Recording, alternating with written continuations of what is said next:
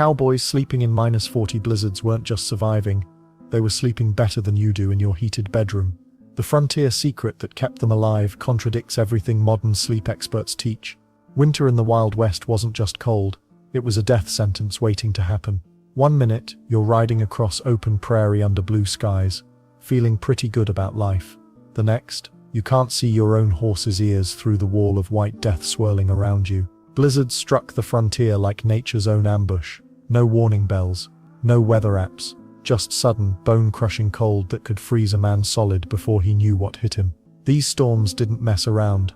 They brought winds so fierce they could knock a grown cowboy clean off his feet, and temperatures that dropped faster than a poker player's luck in a crooked game. The wind was the real killer though. Settlers called it the White Death for good reason. When those prairie winds started howling, they picked up snow and hurled it sideways like frozen bullets. You couldn't tell up from down, left from right. Men got lost walking from their cabin to the outhouse, literally 20 feet away. Some were found frozen stiff the next morning, just yards from their own front door. Then there were the snowdrifts. These weren't the cute little piles of snow you might see in town. We're talking about massive walls of white that could bury an entire cabin overnight. Families went to sleep in their beds and woke up trapped inside, with snow packed so high against their door they couldn't push it open. Some folks had to dig straight up through their roof just to see daylight again. But here's where it gets really nasty. The temperature drops. During the day you might have decent weather. Chilly sure, but manageable.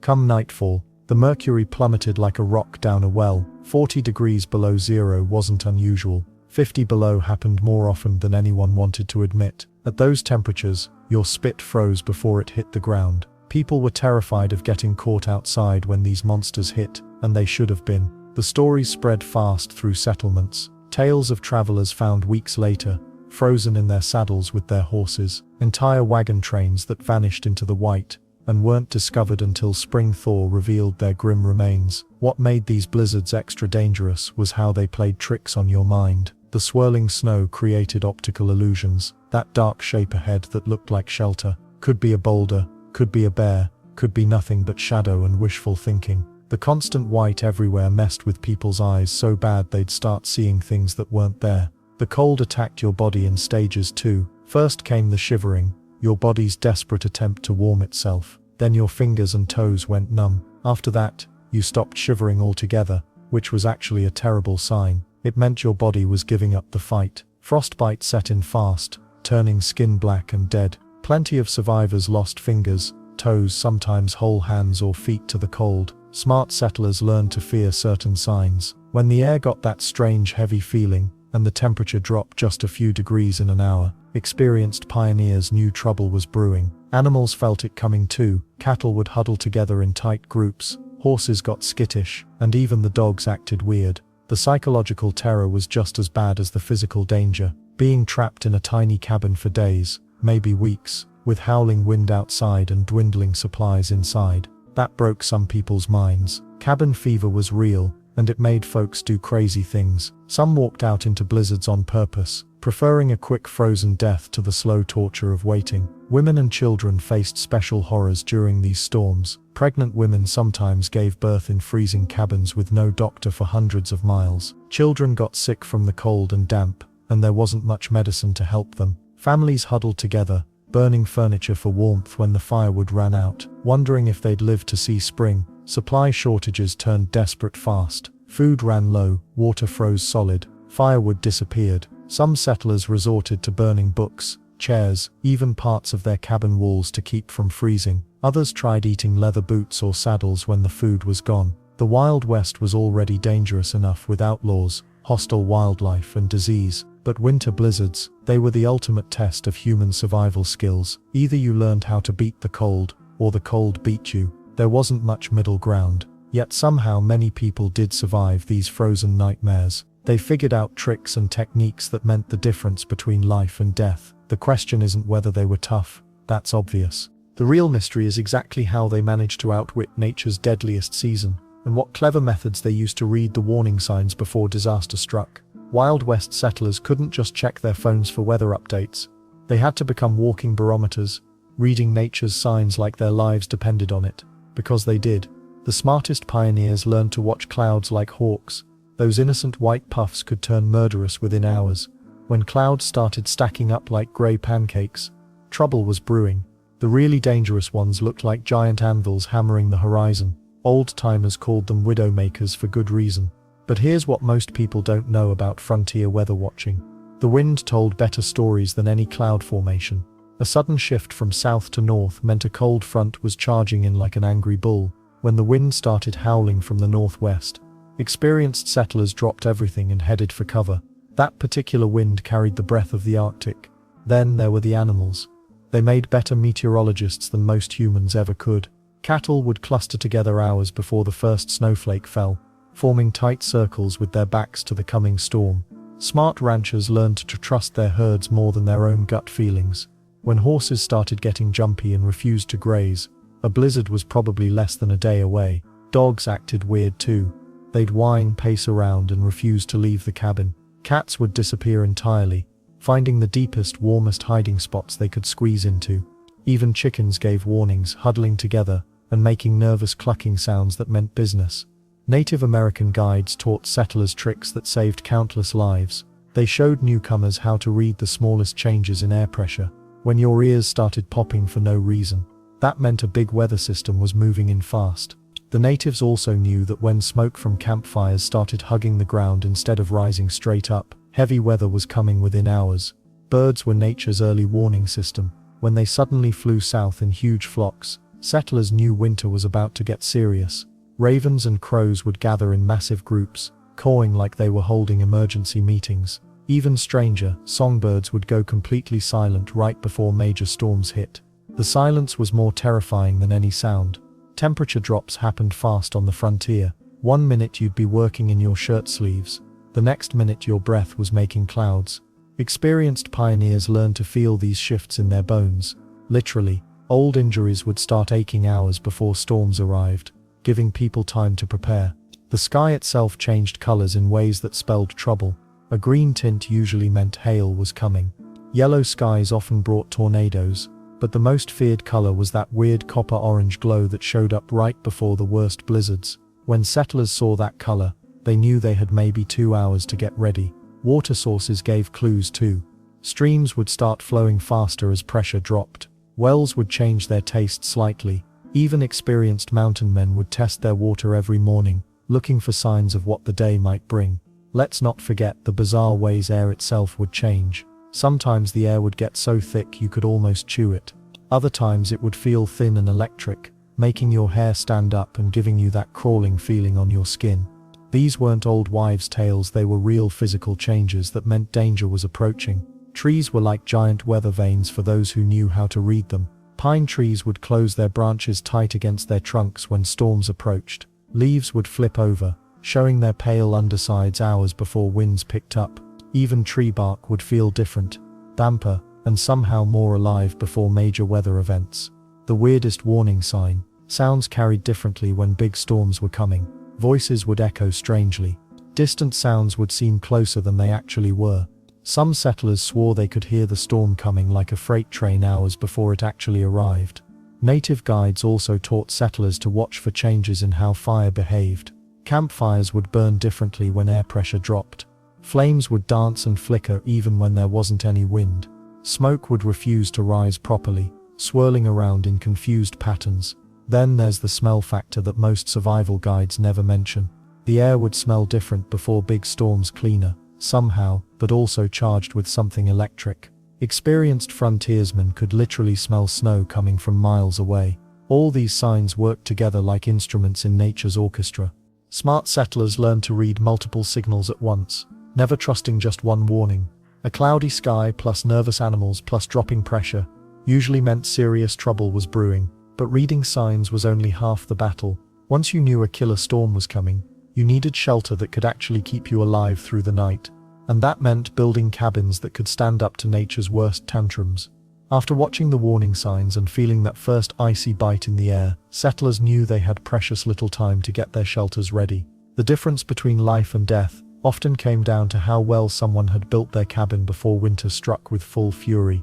Smart pioneers didn't just throw together 4 walls and call it home. They planned every detail like their lives depended on it, because they absolutely did. The walls needed to be thick enough to stop those howling winds that could cut right through a person's bones. Most cabins used logs stacked tight together, but here's what made the difference. The bigger the logs, the better the insulation. Thin walls meant frozen families by February. Then there's the tricky business of doors and windows. You might think bigger openings would make life easier, but that's exactly backward thinking in blizzard country. Those massive barn doors that look so impressive, they'd kill you in a snowstorm. Small, low doors kept the warm air trapped inside where it belonged instead of rushing out every time someone stepped outside. The settlers figured out that heat rises, so they built their doors low to keep that precious warmth from escaping over everyone's heads. Windows presented their own challenge. Glass was expensive and hard to replace if it cracked from the cold. More importantly, big windows meant big heat loss. The pioneers used tiny windows, just enough to let in a little light during the day, but small enough that they wouldn't turn the cabin into an icebox. Some folks even boarded up their windows completely during the worst months. Who needs a view when you're fighting to stay alive? But walls and openings were just the beginning. The real secret weapon was how they sealed every crack and gap. One tiny opening could let in enough cold air to make everyone miserable all night long. Settlers used whatever they could find: mud, moss, animal fur, even old rags to stuff into every space between logs. The really clever ones mixed mud with grass to make a kind of primitive cement that hardened and kept the wind out for months. Now here's where it gets interesting. Most people today put their fireplace against an outside wall, but Wild West settlers knew better. They built their hearths right in the center of the cabin. Makes sense, right? Heat could spread to every corner instead of half of it disappearing through the outside wall. Central fireplaces meant everyone got warm, not just the people sitting directly in front of the flames. The roof design mattered more than you'd think. Steep roofs let snow slide off before it got heavy enough to collapse the whole structure. Flat roofs, that was a death sentence. Snow piles up, gets heavier and heavier, then crashes down in the middle of the night. Nobody wanted to wake up with the ceiling on their chest and a blizzard pouring into their bedroom. Let's not forget about the floor situation. Dirt floors were common, but smart builders raised their cabins on stone foundations when they could. Cold ground sucks heat right out of a room faster than you can feed wood into a fire. Even a few inches of elevation made a huge difference in staying comfortable through those endless winter nights. Some settlers got creative with double wall construction. They'd build an inner wall and an outer wall with a gap between them. That empty space acted like a buffer zone, keeping the inside temperature stable even when the outside air could freeze spit before it hit the ground. The fancy folks filled that gap with sawdust, straw, or whatever insulation material they could scrounge up. Storage became part of the survival design too. Root cellars needed to be deep enough that food wouldn't freeze, but accessible even during the worst storms. Many cabins had trapdoors in the floor leading to underground storage areas. When you're snowed in for weeks, having supplies within reach could save your life. The chimney construction required serious skill. Too wide and all your heat disappears up the flue. Too narrow and smoke fills your cabin, which brings its own deadly problems. Experienced builders knew how to create just the right draft to pull smoke out while keeping heat in. A poorly built chimney could suffocate a whole family in their sleep. What about ventilation? This might sound crazy, but even in freezing weather, cabins needed some fresh air circulation. Completely sealing a cabin could lead to carbon monoxide poisoning from the fire. Settlers had to balance keeping warm with staying alive. A delicate dance that took experience to master. The really prepared families started their cabin construction in late summer, giving themselves months to perfect every detail before the first storm hit. Rushing the job meant spending winter in a drafty, dangerous shelter that barely qualified as livable. Building storm-ready cabins took skill, planning, and backbreaking work. But once winter arrived and the temperature plummeted, all that preparation meant the difference between comfort and catastrophe. Of course, even the best-built cabin couldn't keep you warm if you didn't have the right clothes for survival. When winter hit the frontier, your regular city clothes weren't just useless, they were deadly. The difference between staying warm and freezing to death often came down to what you wore and how you wore it. Wild West settlers learned fast that surviving a blizzard meant thinking about clothing in ways most people never had to consider. Animal hides became the gold standard for outer layers, but here's the trick most people got wrong initially. The fur had to face inward, directly against your skin or inner clothing. Sounds backwards, right? Well, that fluffy fur trapped your body heat like a personal furnace, while the tough hide on the outside blocked wind and snow. Many greenhorn settlers made the fatal mistake of wearing fur coats with the pretty fur showing on the outside. They looked fashionable and froze to death. Buffalo hide coats were the ultimate prize if you could get one. These massive animals had developed thick, dense fur specifically for surviving brutal prairie winters. A properly made buffalo coat could keep a person warm in temperatures that would kill someone in regular clothing. The weight alone told you it was serious business. Some of these coats weighed 30 pounds or more when dry, but not everyone had access to buffalo hides, especially as the herds got hunted out. Deer, elk, and even bear hides worked well too. The weird part is that many settlers initially threw away perfectly good hides after eating the meat, not realizing they were tossing aside their winter survival gear. Native Americans watching these newcomers must have thought they were completely insane. Layering became an art form that could mean life or death. Wool was the miracle fabric of the frontier winter. Unlike cotton, which became useless when wet, wool kept its insulating properties even when soaked. Sheep's wool has natural oils that repel moisture, and the crimped structure of wool fibers traps air pockets that hold heat. Smart settlers wore multiple wool layers, long underwear, shirts, vests, and outer garments all made from wool when possible. Then there's the extremities, where frostbite loved to strike first. Hands and feet were always the most vulnerable, because your body naturally pulls blood away from them to keep your core organs warm. Mittens worked better than gloves because your fingers could warm each other when bunched together. Many settlers doubled up on mittens, thin wool ones inside, thick leather or hide mittens on the outside. The feet presented special challenges. Regular shoes or boots were death traps in deep snow and sub-zero temperatures. Frontier folks stuffed their boots with whatever they could find for extra insulation. Dried grass, animal fur, shredded bark, even crumpled newspaper if they had it. Some settlers learned from Native American techniques and created moccasins with thick fur linings that were much warmer than hard leather boots. Here's something that might surprise you about frontier clothing. Many settlers wrapped their legs and arms with strips of cloth or leather, almost like ancient warriors. This wasn't for show. It created additional insulation layers and helped prevent snow from getting into gaps between clothing pieces. Every tiny opening where cold air could sneak in became a potential disaster. Head coverings were absolutely critical, since you lose a huge amount of body heat through your scalp. Fur hats with ear flaps were common, but many people also wrapped their heads with scarves or cloth strips, leaving only their eyes exposed. Some resourceful settlers made hoods that attached to their coats, creating a seal around their neck and head. The really smart settlers prepared special sleeping clothes for the worst nights.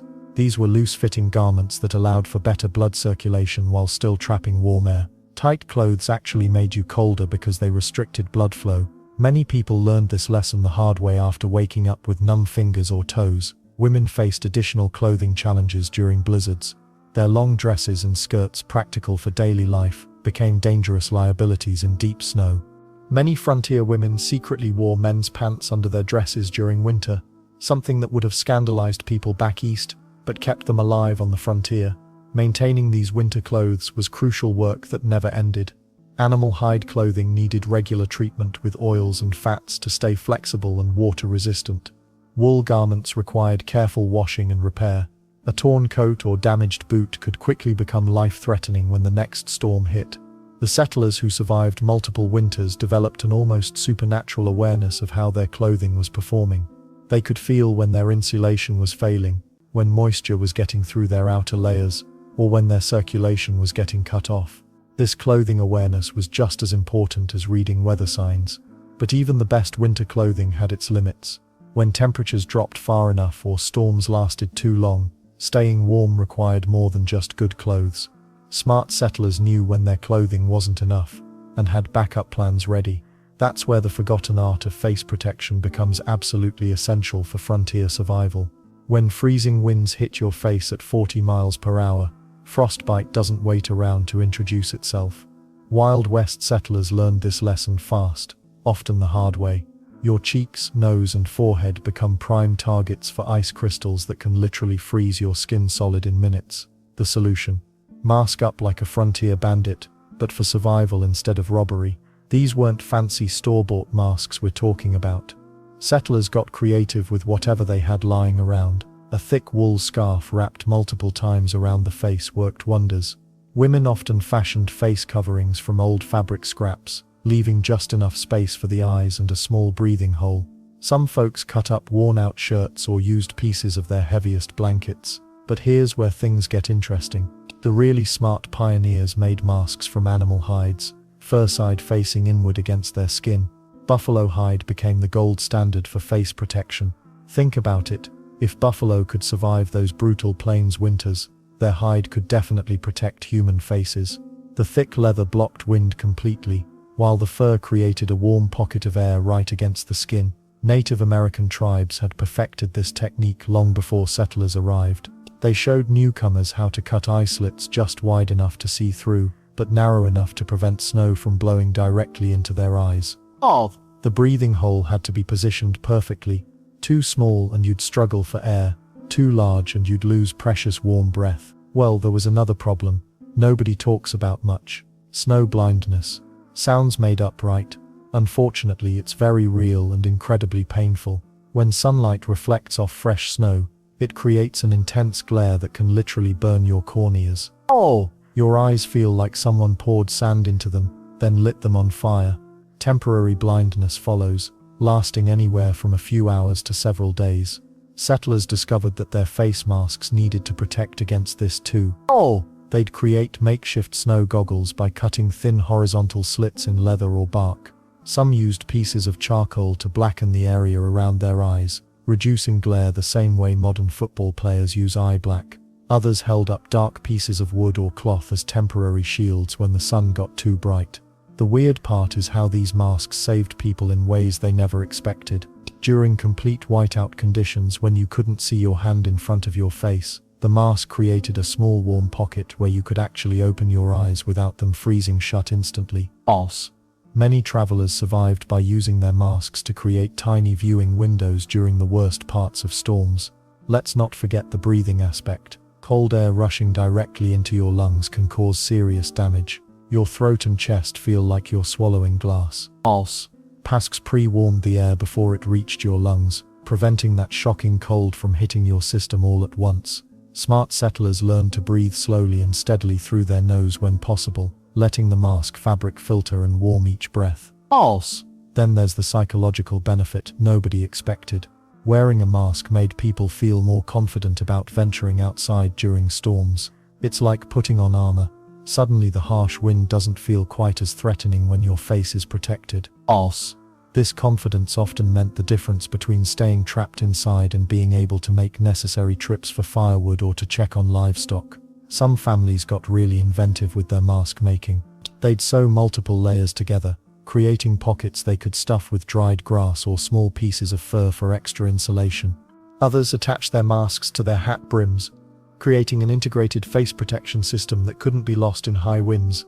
Losing your mask during a blizzard could be a death sentence. The most experienced frontiersmen carried backup masks. They knew that ice buildup from their breath could freeze a mask solid, making it useless or even dangerous. Having a spare meant they could switch out when the first one became too icy to use effectively. And here's something that might surprise you. These masks had to be maintained carefully. After each use, they needed to be dried out completely to prevent mold and rot. Wet masks were worse than no masks at all, since they'd freeze solid against your face and could cause frostbite instead of preventing it. The really clever settlers figured out that their masks could double as emergency signaling devices. A bright-colored mask could be spotted from much farther away than a person's face, helping rescue parties locate lost travelers in the snow. But even the best face protection had its limits. Smart pioneers knew when conditions were too extreme for any mask to help. Makes sense, right? No piece of cloth or leather could protect against the most vicious blizzards where temperatures dropped to deadly levels. Of course, protecting your face was just one piece of the survival puzzle. Once you had your breathing sorted out and your skin shielded from the wind, you still faced the challenge of keeping your entire body warm during those endless frozen nights. When you're stuck outside during a Wild West blizzard with nothing but the clothes on your back, your body becomes your most valuable heating system. But here's the thing about heat. It escapes faster than you can produce it when you're alone. That's where group sleeping saved countless lives on the frontier. Cowboys, settlers and travelers quickly learned that pride could freeze you to death. Sleeping alone meant waking up blue or not waking up at all. The solution? Get close. Really close. We're talking about what folks called spooning, lying side by side, back to front, sharing every bit of warmth your bodies could generate. This wasn't about comfort or personal space. This was pure survival mathematics. One person might produce enough heat to keep themselves barely alive through a freezing night. Two people together, they could actually stay warm. Three or more people created what amounted to a human furnace that could beat even the worst blizzards. The arrangement had rules though. The strongest men always took the outside positions because those spots lost heat fastest to the bitter air. Throughout the night, they'd rotate positions so nobody stayed on the outside too long. Makes sense, right? You couldn't have your weakest members freezing on the edges while others stayed cozy in the middle. Women and children got placed in the center of these human heat piles surrounded by the biggest, warmest bodies available. Older folks went toward the middle too. The rotation system meant everyone got a turn at the warm center, but also everyone had to take their shift protecting the group from the cold outer edges. But the real genius came in how they sealed in all that shared heat. Every blanket, coat, tarp or piece of fabric got layered over the entire group like one massive covering. They'd tuck the edges under their bodies to create an envelope of warm air that trapped everyone's combined body heat. No gaps, no air leaks, just a cocoon of survival. The weird part is how this actually worked better than individual bedrolls. When people slept alone, their body heat spread out and escaped into the cold air around them. Grouped together, all that heat got concentrated in one small space. The air between the bodies warmed up and stayed warm, creating a microclimate that could be 30 or 40 degrees warmer than the outside temperature. Trail guides and mountain men passed down specific techniques for maximizing this shared warmth. They'd have everyone remove their boots but keep their socks on. Feet touching feet meant better heat transfer. Heavy outer coats came off and went on top of the pile rather than staying on individual bodies. The goal was skin to skin or thin fabric to thin fabric contact wherever possible. Let's not forget the breathing technique they developed. Everyone faced the same direction so their warm breath wouldn't hit someone else's cold face, but their exhaled air still added to the group's overall heat. Some groups even shared a single large hat or scarf that covered multiple heads, trapping the warm air that rose from their bodies. Emergency situations called for even closer contact. When someone showed signs of hypothermia, shivering uncontrollably, confused thinking, or skin turning white, the group would strip them down and sandwich them between the two warmest people, skin to skin. This direct heat transfer could bring someone back from the edge of freezing to death. Cowboys caught in sudden storms developed a reputation for this kind of teamwork. Ranch hands who might barely speak to each other during the day would huddle together like brothers when the temperature dropped. Professional pride meant nothing when frost threatened to take your fingers or toes. The technique worked so well that some groups could actually sleep comfortably through nights that would kill a lone traveler. Stories spread of 4 or 5 men staying warm enough in a blizzard that they woke up sweating, even with snow piling up around their shared shelter. Native American tribes had practiced similar techniques for generations, and smart settlers learned from their example. The difference was that tribes had specially designed sleeping furs and robes meant for group sharing, while frontier folks had to make do with whatever blankets and coats they carried. But even the best group sleeping arrangement had its challenges. Someone always snored. People had different sleep schedules, and when nature called in the middle of the night, the whole group felt the cold rush when someone lifted the covers to get out. Still, these minor discomforts beat freezing to death alone. This human heating system kept people alive through some of the worst weather the West could throw at them. Yet staying warm was only half the battle when you were trapped in a blizzard. The other half was having an actual shelter to contain all that precious shared heat, and sometimes that meant building one from the very snow that was trying to kill you. When travelers got caught in the open during a Wild West blizzard, they faced a terrifying reality. No cabin, no fire, just howling wind and snow that could bury a person alive within hours. But the smart ones knew something that sounds completely backwards: snow itself could save their lives. The secret lay in understanding what snow actually is. Fresh snow traps an incredible amount of air between its crystals, sometimes up to 95% air. That trapped air acts like nature's insulation, the same way down feathers work in a jacket. While snow feels cold to touch, it's actually a powerful barrier against the deadly wind that kills faster than cold alone. Experienced mountain men and native guides taught settlers a crucial skill: how to dig a proper snow cave. The process started by finding a deep drift, preferably on a hillside where the snow naturally piled thick. They'd begin digging straight into the drift, creating a tunnel just wide enough for a person to crawl through. The entrance had to stay small. Bigger openings let precious warm air escape. Here's where it gets interesting. The deeper they dug, the warmer it became inside. Snow caves maintain temperatures around 32 degrees Fahrenheit, even when outside temperatures plummet to -20 or worse. That 30-degree difference meant survival instead of death. The digging technique required careful planning. Settlers learned to dig upward once they got inside the drift, creating a sleeping chamber higher than the entrance tunnel. Warm air rises, so this design trapped body heat in the sleeping area, while cold air sank down and flowed out through the entrance. Clever, right? But there was a deadly mistake many newcomers made. They'd seal themselves completely inside, thinking more protection meant better survival. Wrong. Without proper ventilation, carbon dioxide could build up and kill them in their sleep. Smart diggers always poked breathing holes through the roof using a stick or knife, creating tiny airways that let fresh air in without losing much heat. The size of these emergency shelters mattered enormously. Too big, and body heat couldn't warm the space. Too small, and people couldn't move or stay comfortable through a long storm. The ideal snow cave measured just large enough for a person to sit up and lie down, with maybe 2 feet of clearance on all sides. Then there's the entrance sealing technique that saved countless lives. Once inside for the night, survivors would pack loose snow into the entrance tunnel, leaving just a small gap for air. This created an airlock effect, trapping warm air inside while blocking the wind. Some even hung a coat or blanket over the inner opening for extra insulation. Tools made all the difference in digging speed and survival chances.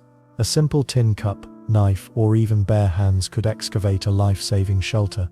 But the fastest diggers carried small shovels or used snowshoes as makeshift scoops. Time was everything when a blizzard was bearing down and daylight was fading. The floor of a snow cave needed special attention too. Settlers learned to pack it down hard, then cover it with pine boughs, coats, or anything that created a barrier between their bodies and the snow. Direct contact with the floor could sap body heat dangerously fast, even inside the shelter. Location picking separated the survivors from the frozen. Smart travelers avoided digging under trees, where heavy snow could collapse the roof. They stayed away from creek beds, where shifting ice might break through. The best spots were solid, wind-packed drifts on stable ground, preferably with natural windbreaks nearby. Multiple people could share larger snow caves, but the digging time increased dramatically. Some groups dug connecting chambers, each person having their own space while sharing the entrance tunnel. Body heat from several people could make these shelters surprisingly comfortable, almost cozy compared to the howling death outside. Maintenance kept these shelters functional through multi-day storms. The breathing holes needed regular clearing as snow accumulated. The entrance required checking to prevent complete burial. Inside, settlers would scrape frost off the walls to prevent dripping in smooth surfaces that developed sharp ice formations. Emergency snow shelters saved thousands of lives across the Wild West, but they demanded respect and knowledge. One wrong move, blocking ventilation, digging in unstable snow, or choosing a poor location, could turn a life-saving shelter into a frozen tomb. The strangest part, many settlers discovered their snow caves were more comfortable than their drafty cabins back home. Some even preferred sleeping in them during particularly brutal cold snaps, knowing the consistent temperature and wind protection beat their hastily built wooden homes. These emergency shelters worked so well that even experienced outdoorsmen used them by choice, not just desperation. But snow caves were just one piece of the survival puzzle. When proper shelter wasn't possible or materials ran out, Wild West survivors had another trick that could mean the difference between life and death, using the natural landscape itself. When your cabin was buried under 3 feet of snow and the wind howled like a banshee,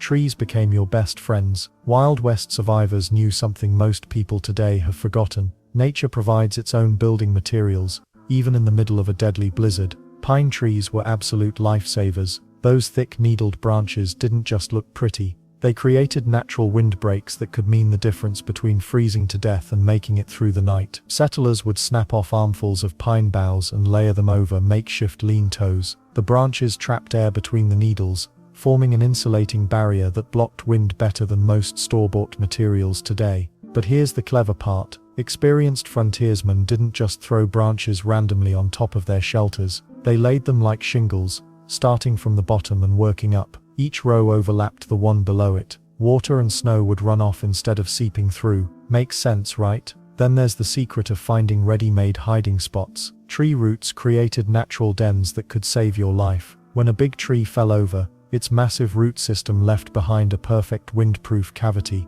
Smart travelers kept their eyes peeled for these instant shelters. The root ball acted like a wall, and the depression in the ground provided a ready-made floor below the wind line. Deadfall piles might look like messy brush heaps, but they were gold mines for desperate people. Fallen branches, dead logs and tangled vegetation created crude but effective barriers against howling winds. The trick was finding piles that were already partially formed by nature. A few extra branches thrown on top could transform a random pile of wood into a life-saving windbreak in minutes. Well, not all trees were created equal when it came to survival. Cottonwoods and aspens had smooth bark that ice would stick to, making them slippery and dangerous to climb, but oak trees and pines had rough, grippy bark. Their sturdy branches could support the weight of desperate people trying to escape ground-level dangers like wolves or rising snowdrifts. Let's not forget the warming effect of tree clusters. A dense grove of trees trapped more heat than open prairie land. The trees blocked wind from multiple directions, creating pockets of relatively calm air.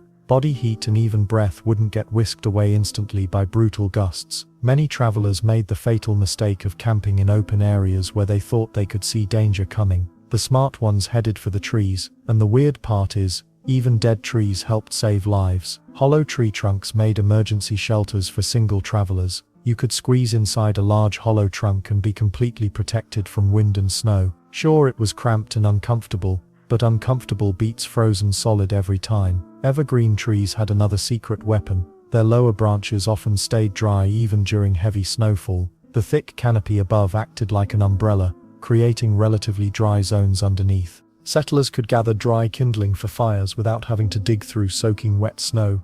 Those lower branches also drooped down, forming natural walls around the base of the tree. Branch construction went way beyond simple windbreaks, though.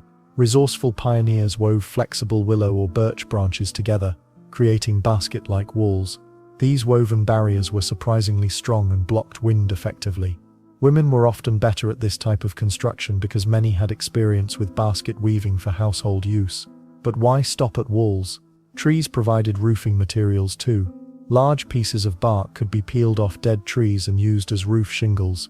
Birch bark was especially prized because it was naturally waterproof. A sheet of birch bark over your head could keep you dry all night, even in heavy snow. Smart travelers also used trees as navigation aids during whiteout conditions. Moss typically grows on the north side of trees, giving you a compass when you couldn't see 10 feet in any direction. Tree branches bent away from prevailing winds, pointing toward calmer areas where you might find better shelter. The positioning of your shelter relative to trees mattered enormously. Too close, and heavy snow loads could break branches and crash down on you. Too far away, and you lost the windbreak benefits. Experienced woodsmen aimed for a distance about twice the height of the nearest large tree. Close enough for protection, far enough for safety. Some trees even provided emergency food. Pine needle tea prevented scurvy during long winters. Inner bark from certain trees could be eaten when other food ran out. Maple trees could be tapped for sugary sap, even in winter conditions. Trees weren't just building materials, they were complete survival systems growing right out of the ground. While city folks today might see a forest as just pretty scenery, Wild West survivors saw lumber yards, tool shops and emergency shelters all rolled into one. Speaking of complete survival systems, trees provided fuel, but keeping fires burning safely through endless winter nights required knowledge that could save or doom entire families. Fire wasn't just nice to have during a Wild West blizzard, it was the thin line between making it through the night and becoming a frozen corpse by morning. When temperatures plummeted and winds howled like banshees, settlers knew their survival depended on keeping flames alive no matter what. But here's where most people today get it wrong about campfires. They think bigger is better. Wrong. Wild West survivors learned that a roaring bonfire would eat through their precious wood supply faster than a hungry horse devours oats. Instead, they mastered the art of the efficient fire, just big enough to do the job, small enough to last. The secret was in the setup. Smart settlers built their fires against large rocks or inside stone circles. Why? The rocks absorbed heat during the day and radiated it back throughout the night. It's like having a natural heating system that doesn't quit when you're trying to catch some sleep. These rock reflectors could double the warmth from half the wood. Then there's the buried coal trick that saved countless lives. Before settling down for the night, experienced frontiersmen would rake hot coals from their fire and bury them under a thin layer of dirt or sand. They'd place their bedrolls right over these underground heaters.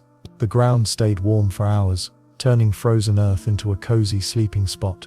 Genius, right? Water was another fire essential that most folks overlook. Snow everywhere, but you can't just grab a handful and call it good. Eating snow directly drops your body temperature fast, exactly what you don't want when you're already fighting the cold. Fire melted snow into safe drinking water. Boiling it killed any nasty stuff that might make you sick when you're already struggling to survive. Let's not forget cooking. Raw food in freezing weather is like trying to chew leather while your teeth chatter uncontrollably. Hot meals from a fire didn't just fill bellies, they warmed bodies from the inside out. A pot of beans simmering over flames could keep hands warm while stirring and provide heat that lasted long after eating. Wild West survivors got creative with fuel when wood ran scarce. Buffalo chips, dried manure became lifesavers on the treeless plains. Burns surprisingly well and gives decent heat. Desperate times called for burning anything. Broken furniture, old boots, even pages from books. One settler's trash became another's warmth. Fire placement inside shelters required serious skill. Too close to walls and you'd burn down your cabin. Too far, and you'd freeze anyway. The sweet spot was usually dead center, with careful attention to airflow. Smoke needed somewhere to go, but you couldn't let all the warm air escape with it. Here's something that might surprise you. Fires actually kept dangerous animals away. Wolves, mountain lions and bears generally avoided the light and smell of burning wood. A good fire created an invisible fence around your shelter.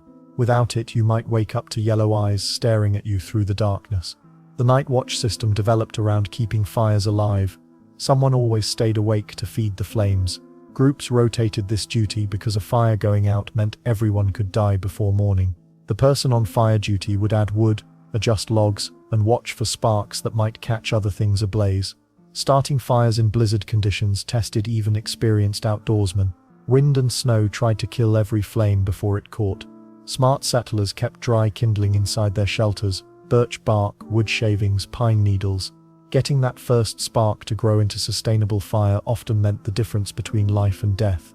Building fire guards from rocks prevented logs from rolling out and setting everything on fire. Sleep and burning logs don't mix well. Many cabins burned down because someone dozed off and a log rolled onto something flammable. Simple rock barriers contained the fire safely. Multiple small fires sometimes worked better than one large one. Different fires for different jobs: cooking, warmth, melting snow. This spread the heat around and provided backup if one fire died. Plus, smaller fires used less wood while still getting the work done. Fire maintenance became second nature to survivors. Banking coals with ash kept them alive longer. Adding green wood slowed the burn rate. Positioning logs properly controlled heat output.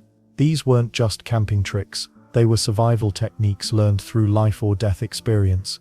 The psychological effect of fire can't be ignored either. Light and warmth boosted morale when everything seemed hopeless. Staring into flames calmed nerves and gave people something to focus on besides howling winds and dropping temperatures. Fire represented hope when hope seemed foolish. But even with all this fire mastery, fuel supplies eventually ran low during long storms. Smart settlers rationed wood carefully, using just enough fire to prevent freezing. This balancing act required constant attention and tough decisions about when to conserve and when to burn freely. When the blizzard finally broke and dawn appeared, fires had done their job, keeping people alive through the worst weather nature could throw at them. Yet staying warm was only part of the survival puzzle. Having enough fuel stored up before storms hit made all the difference in the world. Building a fire could keep you alive through the night, but fires need fuel. And when you're trapped in a blizzard that might last 3 days, that fuel better be close by.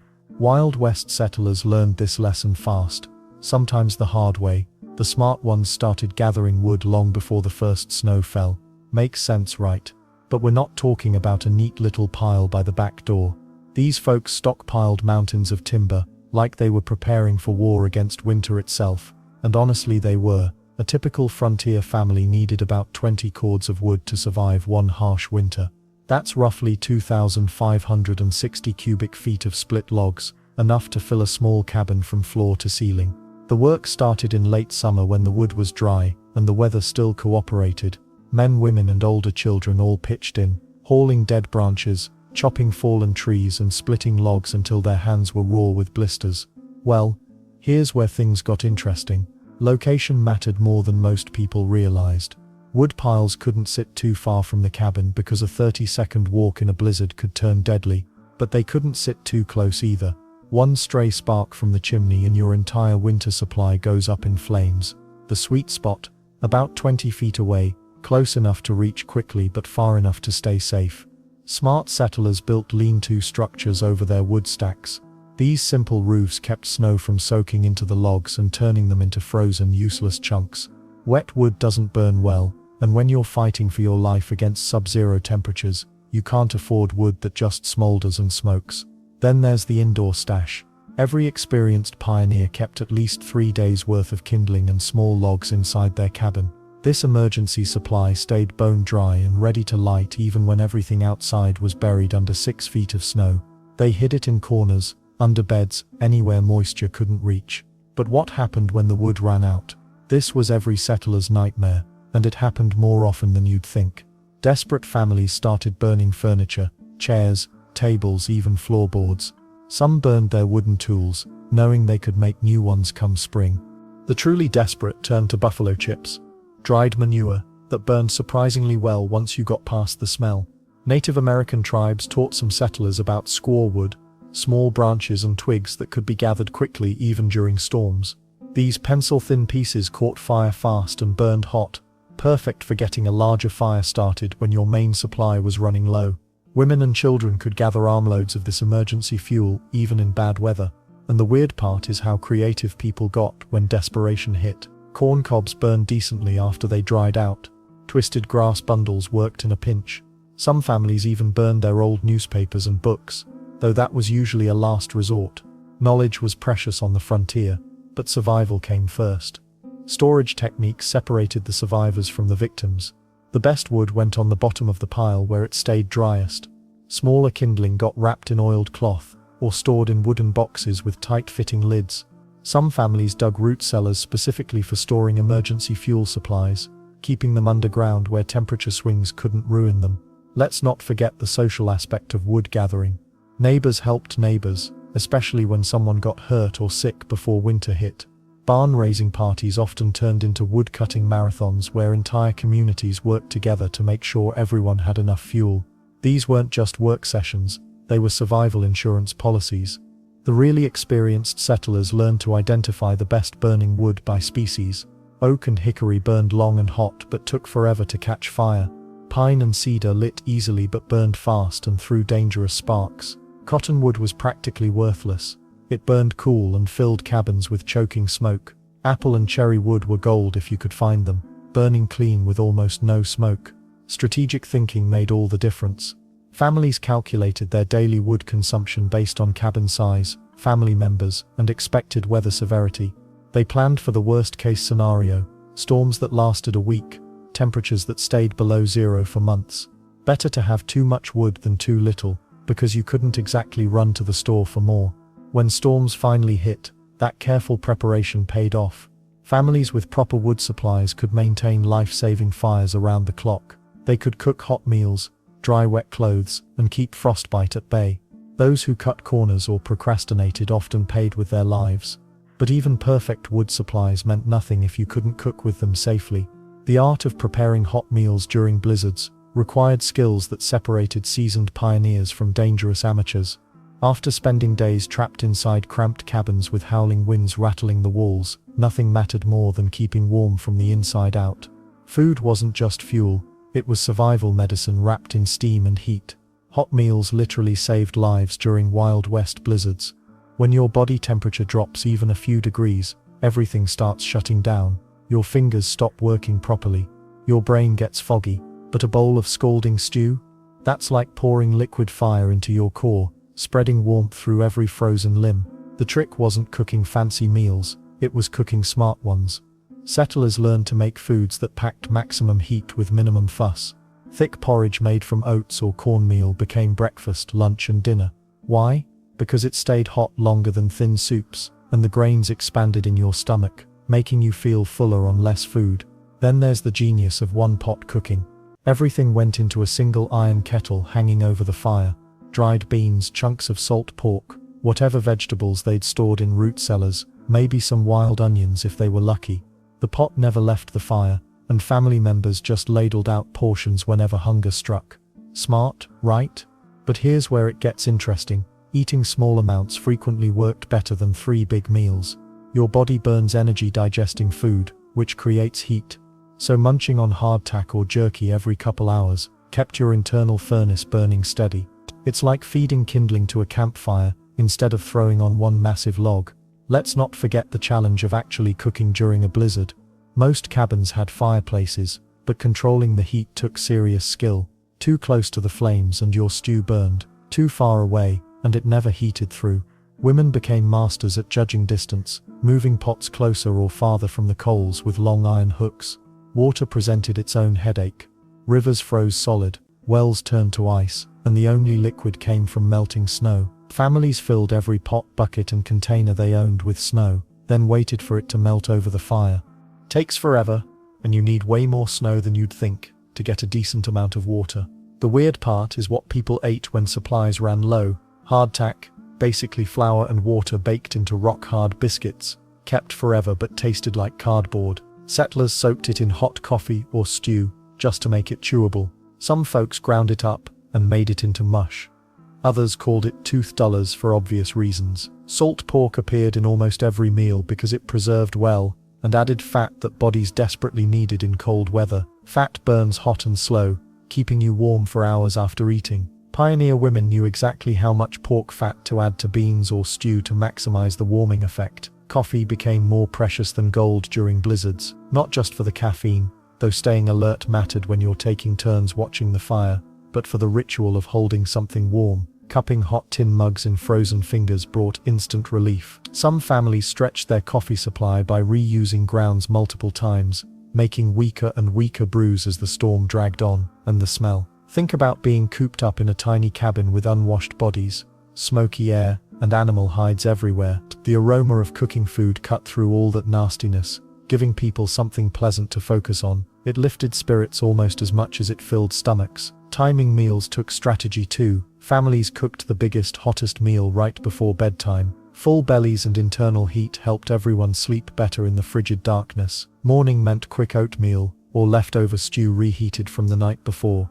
Fast fuel to face another brutal day. Wild game sometimes appeared on the menu if hunters managed to bag something before the storm hit. Venison, rabbit, even bear meat if they were extremely fortunate. Fresh meat meant better nutrition, but it also meant racing to cook everything before it spoiled in the unheated cabin. Some settlers learned tricks from Native American tribes about making pemmican, concentrated cakes of dried meat mixed with fat and berries. It kept indefinitely without refrigeration and packed serious nutrition into small portions. Perfect storm food, if you had the ingredients and knowledge to make it properly. The psychology of hot meals mattered just as much as the nutrition. When everything outside seemed hopeless, wind screaming, snow piling higher, no end in sight, sitting around a pot of bubbling stew reminded families they could still create something good, something warm, something that fought back against the cold trying to kill them. But what happened when the cooking fire started running low on fuel, and the wood pile outside lay buried under 6 feet of snow? When freezing winds howled through every crack and gap in their cabins, Wild West settlers had to get creative fast. A poorly insulated cabin meant death,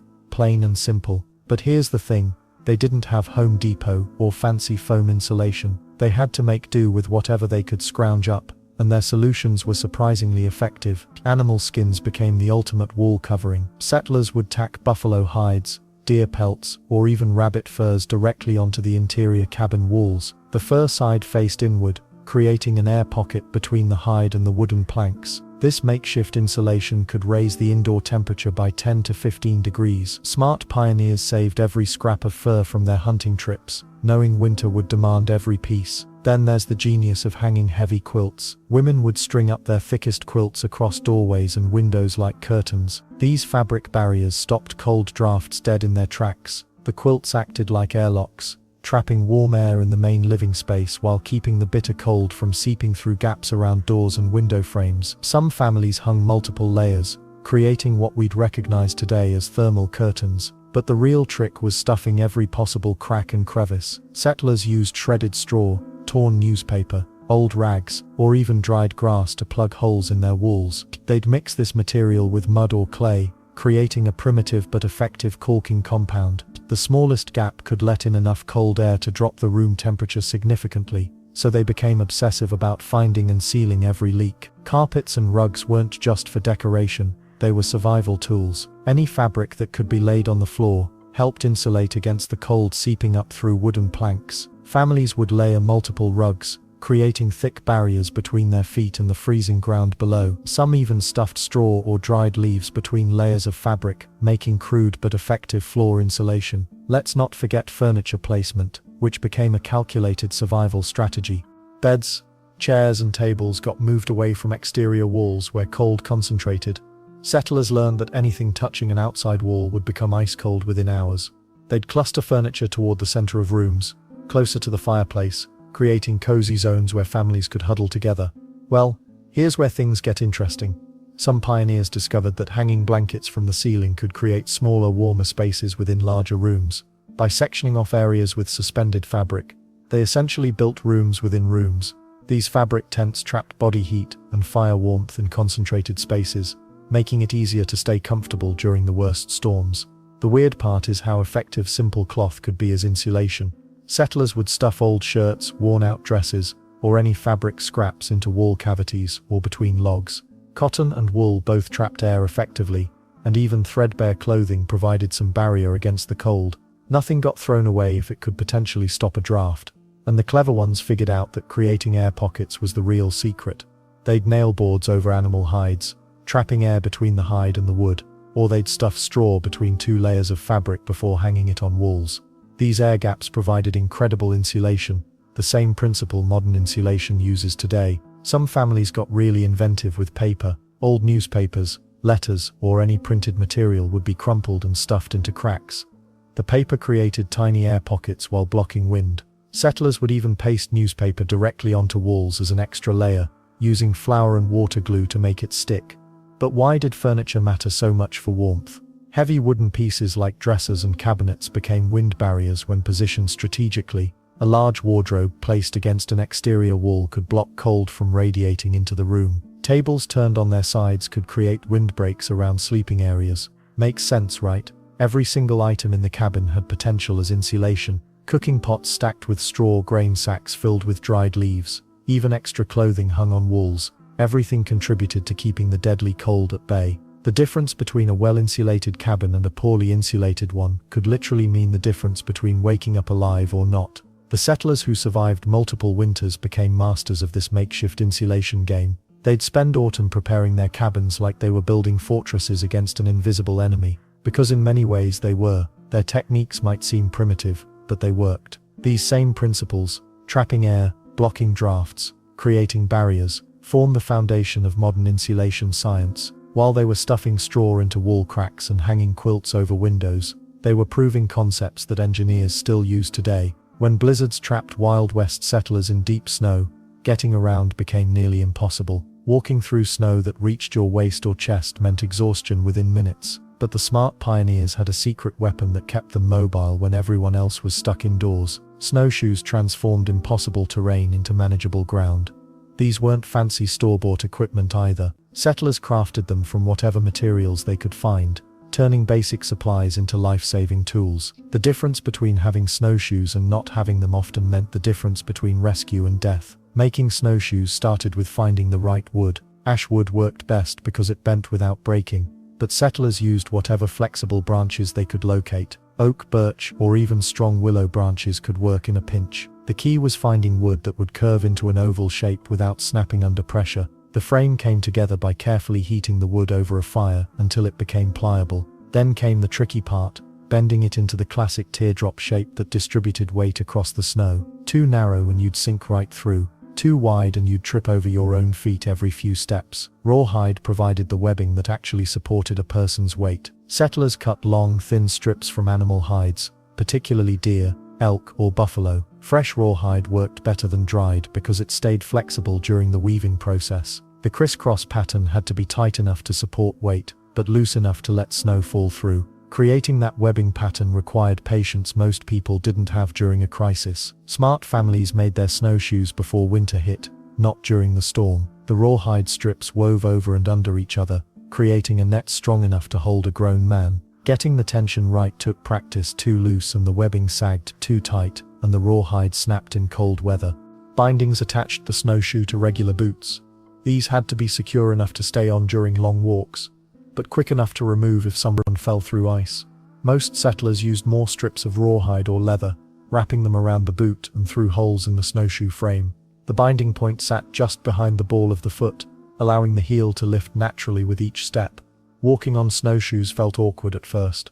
Your feet had to stay wider apart than normal walking, and lifting them too high caused the back of the snowshoe to dig into the snow behind you. The technique involved a shuffling motion, keeping the snowshoes mostly flat against the snow surface. Takes getting used to, right? But here's what made snowshoes absolutely crucial for survival. They opened up options when everything else failed. Trapped settlers could hunt for food instead of slowly starving. Someone could travel to the nearest neighbor for help instead of hoping rescue would come. Medicine could be fetched for sick family members.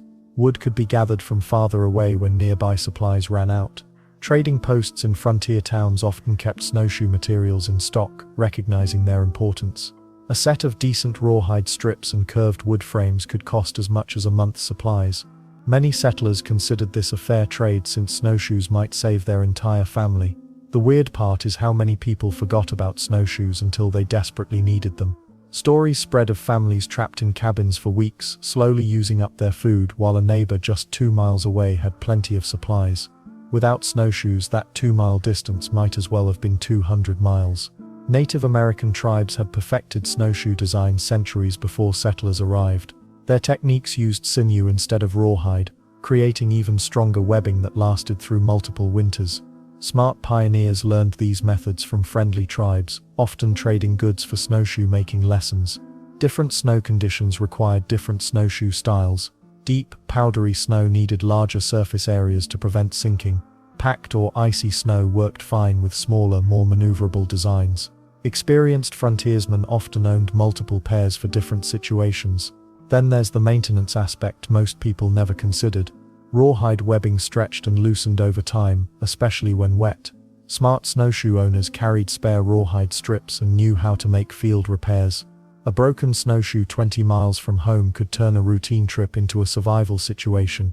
Women became surprisingly skilled at snowshoe construction since they often handled leather work and had steady hands for the detailed webbing. Many frontier wives could craft a pair of snowshoes faster and better than their husbands, though the men rarely admitted this fact publicly. Even children learned to use smaller versions of snowshoes. Kids could move faster than adults on snowshoes, making them ideal messengers during emergencies. Their lighter weight meant they could travel across snow that might not support a full-grown person even with snowshoes. Snowshoes represented more than just winter transportation, they meant freedom when nature tried to cage people indoors. But even the best snowshoes couldn't solve every winter problem. Sometimes the smartest choice meant staying put completely, no matter how good your equipment was. When a blizzard hit the Wild West, the smartest decision was often the hardest one to make. Stay put, don't move, wait it out. Sounds simple, right? Well, tell that to a desperate settler watching their food supplies dwindle while snow piled up to the windows. The urge to do something killed more people than sitting still ever did. Here's what most folks didn't understand about blizzards. They weren't just bad weather. They were death traps disguised as snowfall. A man could step outside his cabin door, walk 20 feet to check on his animals and vanish forever. The wind didn't just blow snow around. It created a white wall of confusion that turned familiar territory into an alien landscape. Experienced frontiersmen learned this lesson the hard way. Take old Pete Morrison, who tried to reach the next homestead during a 3-day blizzard in Wyoming. His neighbor found him 6 months later, frozen solid just 50 yards from his own front door. He'd walked in circles for hours, probably hearing his own dog barking, but never finding home. The weird part is, he'd lived on that land for 8 years. Then there's the practical side of staying put. Your cabin, however humble, was engineered for survival. Those thick walls, that carefully banked fire, the food stores you'd hopefully stocked up, all of that disappeared the moment you stepped outside. Out there you became just another piece of meat for the cold to claim. But why was the temptation to leave so strong? Cabin fever played a nasty role. Imagine being trapped in a space smaller than most modern bathrooms, with your entire family for days on end. The kids are crying, your wife's nerves are frayed, and you can hear the animals outside struggling in their shelter. Every male instinct screams, "Fix this," or "Find help." Most of the time that instinct was wrong. Smart settlers developed mental tricks to fight the urge. They'd count their supplies obsessively, not because they needed to know exactly how many beans were left, but because it gave their minds something to do besides panic. Card games that lasted 18 hours straight weren't about entertainment. They were about survival. Keep the brain busy, keep the body still. Weather patterns made things worse. Blizzards in the Wild West didn't follow polite schedules. They'd rage for 2 days, then suddenly go quiet. Sunlight would peek through the clouds, and everything looked peaceful. That's when people made fatal mistakes. They'd venture out thinking the storm had passed, only to get caught when the weather turned vicious again an hour later. Let's not forget the false urgency that panic created. Settlers convinced themselves they were running out of time for everything. Running out of firewood, running out of food, running out of hope. In reality, most cabins could sustain a family for weeks if managed properly. The danger wasn't starvation, it was impatience. Native American tribes had perfected the art of staying put long before white settlers arrived. They understood that fighting nature was foolish. When the snow came, you became part of the landscape until it passed. Their winter camps were designed for extended stays, with enough supplies and activities to keep everyone occupied. No heroic rescue missions, no desperate journeys for help. The mathematics of blizzard survival were brutal, but simple. Inside your shelter, even poorly heated, you might be uncomfortable but alive. Outside, your survival time dropped to hours, maybe minutes if the wind was fierce enough. Professional mountain men calculated these odds constantly. They'd rather spend a week eating bark and melted snow than risk 15 minutes in whiteout conditions. Stories spread through frontier communities about the costs of impatience. Whole families lost because the father decided to seek help. Mail carriers found frozen 2 miles from their route because they thought they could push through. These weren't tales meant to entertain around the fire. They were warnings disguised as gossip. Here's something most people never considered. Animals knew better than humans. Livestock would huddle together and refuse to move during the worst storms. Even horses, usually eager to please their owners, would plant their feet and refuse commands to venture out. Smart settlers learned to read these animal cues as seriously as any weather sign. The psychological challenge of staying put was enormous. Every creak of the cabin walls sounded like structural failure. Every gust of wind felt like the roof might blow off. Fear played tricks on the mind, making people believe action was safer than inaction. Veterans of multiple winters knew better. They'd seen enough frozen bodies to understand that boredom was better than death, but even experienced settlers had their limits. When staying put became genuinely impossible, when the cabin was truly collapsing or fire had consumed the food stores, then movement became necessary. The trick was knowing the difference between real emergency and panic-induced urgency. And once you committed to staying still and waiting out nature's fury, you faced the next challenge that separated survivors from casualties, managing that fire that kept you alive without letting it kill you in the process. Fire was life in Wild West winters, but it could also be death. The difference between survival and disaster often came down to a few crucial feet of distance and some hard-earned wisdom about sleeping near flames. Most newcomers to the frontier made the same dangerous mistake. They'd build a roaring fire, then curl up as close as possible to soak up every bit of warmth. Bad idea, really bad idea. Burns from rolling too close to coals claimed fingers, toes, and sometimes entire limbs. Sparks had a nasty habit of jumping onto blankets or clothing, turning a warm night into a nightmare of flames and screaming. The veterans knew better. They positioned themselves just far enough away to feel the heat on their faces without risking their eyebrows. Feet pointed toward the fire, head safely back. This wasn't just comfort, it was strategy. Your feet get cold first and lose heat fastest, so warming them kept your whole body temperature stable. Plus, if something went wrong with the fire, your head and torso stayed protected. But here's where things get really clever. Smart settlers didn't just rely on the fire itself for warmth. They heated rocks in the flames during the day, then carefully moved these natural heat batteries into their beds before sleep.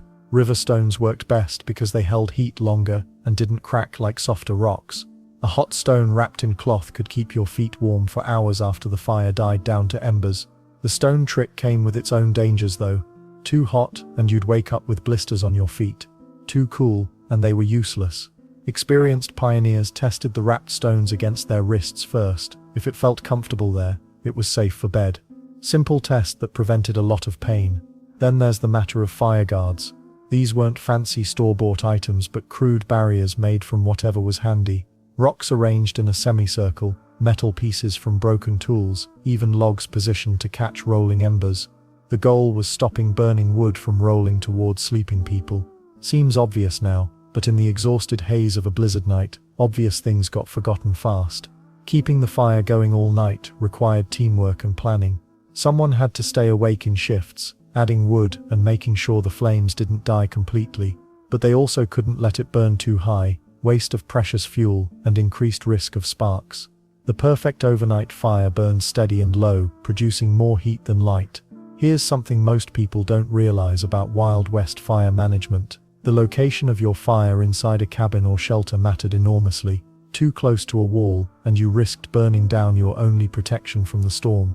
Too far from walls, and you lost the benefit of heat reflection. The sweet spot was usually about 3 feet from the nearest wall, with rocks or metal positioned to bounce warmth back toward the sleeping area. Ventilation became a deadly puzzle when sleeping near indoor fires. Seal up every crack to keep warmth in, and you might wake up dead from carbon monoxide poisoning. Leave too many gaps, and the cold would kill you just as surely. Successful settlers learned to leave small air gaps near the floor and ceiling, enough to prevent gas buildup, but not enough to create freezing drafts. The weird part is how many people survived by breaking what seemed like common sense rules. Some pioneers actually slept with their boots on, even though it seemed uncomfortable. Their reasoning: if the fire died and the cold became life-threatening, they needed to be ready to move fast. Bare feet in freezing temperatures meant frostbite in minutes. Night watches became an art form in group situations. The person tending the fire couldn't just throw on wood and go back to sleep. They had to check that sparks weren't smoldering in anyone's clothing or bedding, make sure the ventilation gaps hadn't been blocked by shifting snow, and listen for sounds that might indicate problems, wind changes that could affect the fire's draw, or animal noises that meant trouble. Emergency fire protocols saved countless lives when main fires failed. Smart settlers always kept a small backup fire going in a metal pot or pan, fed with tiny scraps of wood or even fabric. If the main fire died unexpectedly, this miniature flame could restart it quickly. Those few minutes of having no heat at all could mean the difference between survival and freezing to death. The most experienced frontiers people developed an almost supernatural sense about their fires during sleep. They'd wake up automatically when the heat level dropped too much, or when the sound of the flames changed in dangerous ways. This wasn't magic, just months or years of training their subconscious to monitor their lifeline while they rested. Fire gave warmth and life, but it demanded constant respect and attention. Master these skills, and you might survive the night.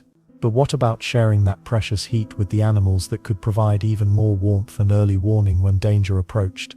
Sleeping next to a snoring dog might not sound glamorous, but in the Wild West your four-legged friend could be the difference between waking up warm or not waking up at all. Animals weren't just companions during brutal blizzards, they were living, breathing heaters that settlers counted on for survival. Dogs made the best sleeping partners. Their body temperature runs about 3 degrees higher than humans, and they're naturally inclined to cuddle up close when it's cold. Smart pioneers would bring their dogs right into their bedrolls, positioning them against their backs or stomachs. The dog's fur acted like an extra blanket, and their steady breathing created a pocket of warm air. Plus, dogs sleep lightly. Any strange sound, whether it's a wolf prowling around or the roof creaking under heavy snow, would wake them instantly. But here's where it gets interesting. Horses and oxen, despite being much larger, offered different advantages. Many settlers built their cabins with attached stables or lean-tos specifically so they could benefit from the animal's body heat. A single horse generates about as much heat as 10 people. When you've got 3 or 4 animals in a small space, that's serious warmth radiating through thin wooden walls. The trick was positioning. Experienced frontiersmen would sleep on the cabin wall that connected to the animal shelter. The shared wall became a natural radiator, transferring heat from the livestock area into the living space. Some families even cut small vents near the floor to let warm air flow through, though they had to be careful about ventilation and smell. Cattle presented their own unique benefits during blizzards. These animals have an incredible sense of weather patterns. Hours before a storm hit, cattle would naturally huddle together and seek shelter. Smart ranchers learned to read these signs better than any barometer. When the herd started bunching up and moving toward windbreaks, it was time to prepare for bad weather. Then there's the warning system aspect. Animals hear things humans miss completely.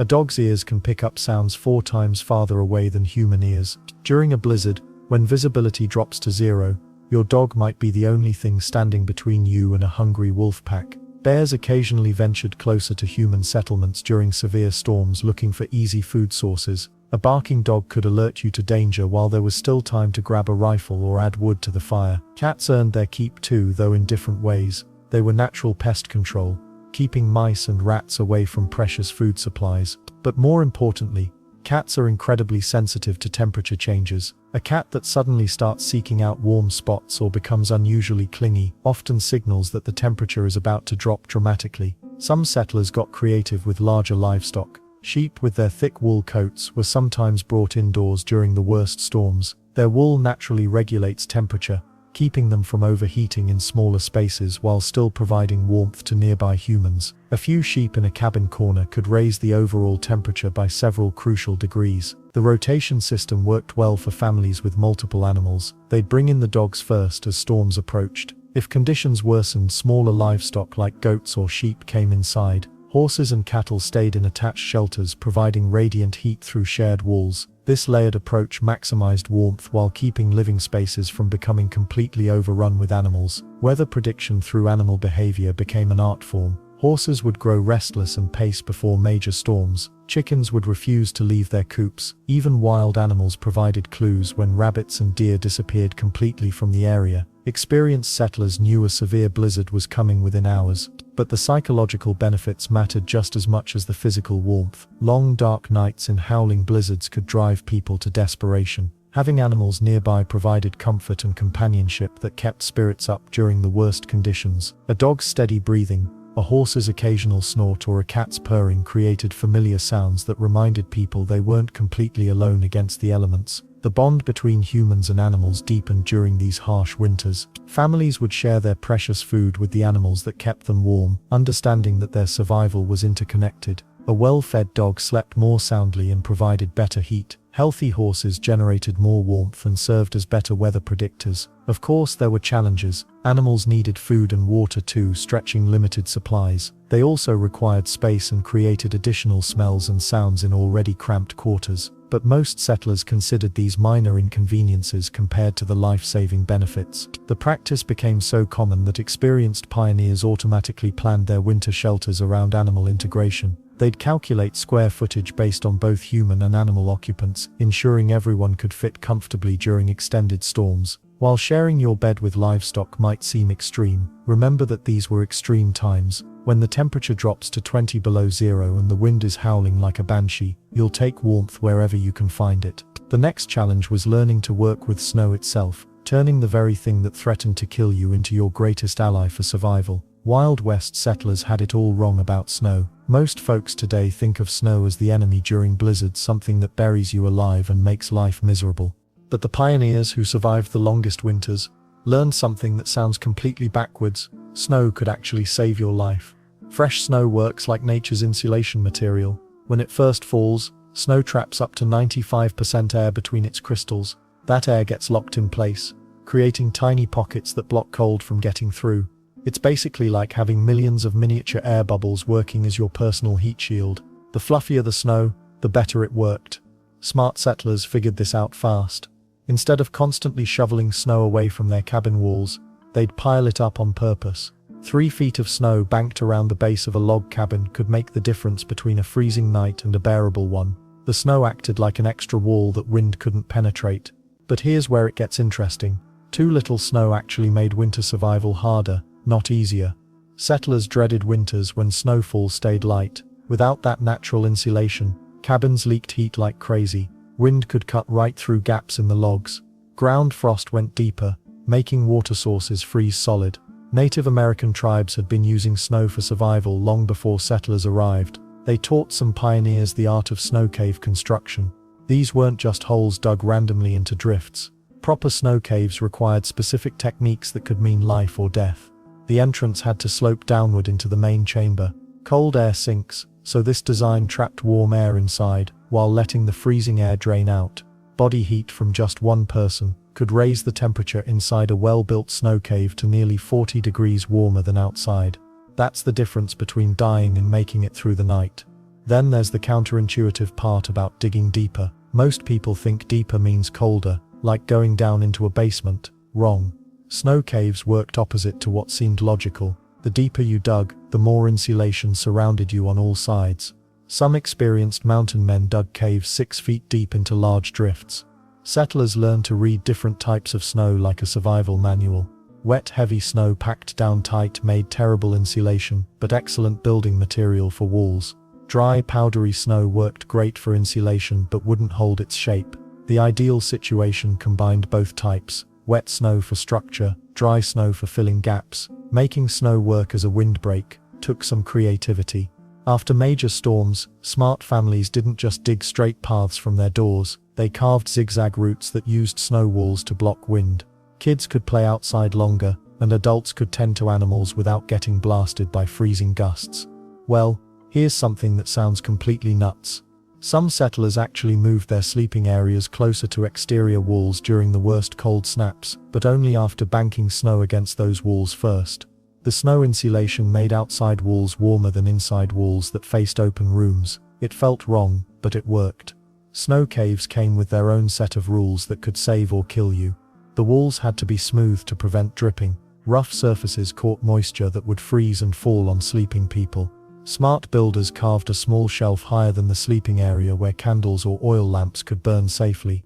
Ventilation meant everything in snow shelters. People died from carbon monoxide poisoning when they sealed themselves in too completely. Survivors always poked at least one breathing hole through to the surface using a long stick. Sometimes they'd stick a hollow reed through the hole to guarantee airflow. The weird part is how many settlers died from ignoring snow's helpful qualities. They'd fight against drifts instead of using them strategically. Families that learned to work with snow instead of against it had much better survival rates during the brutal winters that could last 5 months. But snow presented dangers that went beyond just being cold and wet. Understanding these risks meant knowing which snow to trust and which snow could kill you. Fresh snow versus old snow behaved completely differently. Wind-packed snow held different dangers than loose powder. Rangers and mountain guides developed a sixth sense about reading snow conditions. They could tell by looking whether snow would support their weight, provide good insulation, or collapse into a dangerous trap. These skills separated the survivors from the casualties when blizzards struck without warning.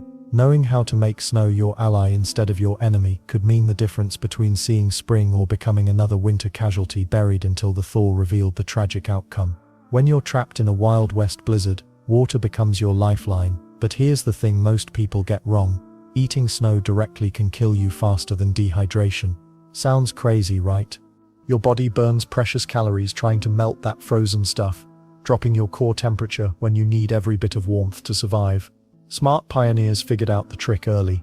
They'd scoop clean snow into metal pots and set them near the fire, not directly in the flames that scorches the bottom and wastes fuel, just close enough for steady melting. The process took patience. Something you had plenty of during 3-day blizzards, but there's more to it than just melting. Fresh snow from the surface could be contaminated with dust, animal droppings, or worse. Experienced settlers knew to dig down a few inches, grabbing the cleaner snow underneath. They'd avoid yellow or brown patches like their lives depended on it, because they did. Once melted, that water needed boiling. Every frontier family learned this lesson the hard way after someone got sick from bad water during winter. Boiling killed the nasty bugs that could turn a survivable situation into a death sentence. They'd let it bubble for several minutes, watching steam rise toward the cabin's low ceiling. Then there's the genius part many people miss: pine needles. Settlers learned this trick from native tribes who'd been surviving harsh winters for centuries. Tossing a handful of fresh pine needles into the boiling water created a vitamin C-rich tea that prevented scurvy. Long winters without fresh food meant your body craved nutrients, and this simple addition could keep you healthy when vegetables were just a distant memory. The cooling process mattered too. Drinking scalding water when you're already cold shocked your system. Smart folks would pour the hot water into multiple containers, letting some cool while keeping the rest warm for later. Clay jugs worked best. They held heat longer than metal cups but wouldn't burn your lips like iron would. Storage became its own challenge. Water left near walls would freeze solid by morning, even inside heated cabins. Families learned to keep water containers close to the fire, sometimes wrapping them in blankets or burying them partially in warm ashes from the hearth. Some ingenious settlers would heat large stones by the fire, then place them in wooden buckets with the water containers. The stones stayed warm for hours, keeping the water liquid through the coldest nights. Let's not forget the rationing game. Snow might seem endless during a blizzard, but melting it takes time and fuel. Wood was precious, and you couldn't waste it making water all day long. Experienced families would melt large batches at once, storing what they could and planning their water use carefully. A person needs about half a gallon per day minimum, more if they're doing physical work like shoveling snow or tending animals. Here's where things get interesting. Some settlers discovered that slightly dirty snow, the kind with a bit of soil mixed in, actually melted faster and sometimes tasted better than pure white snow.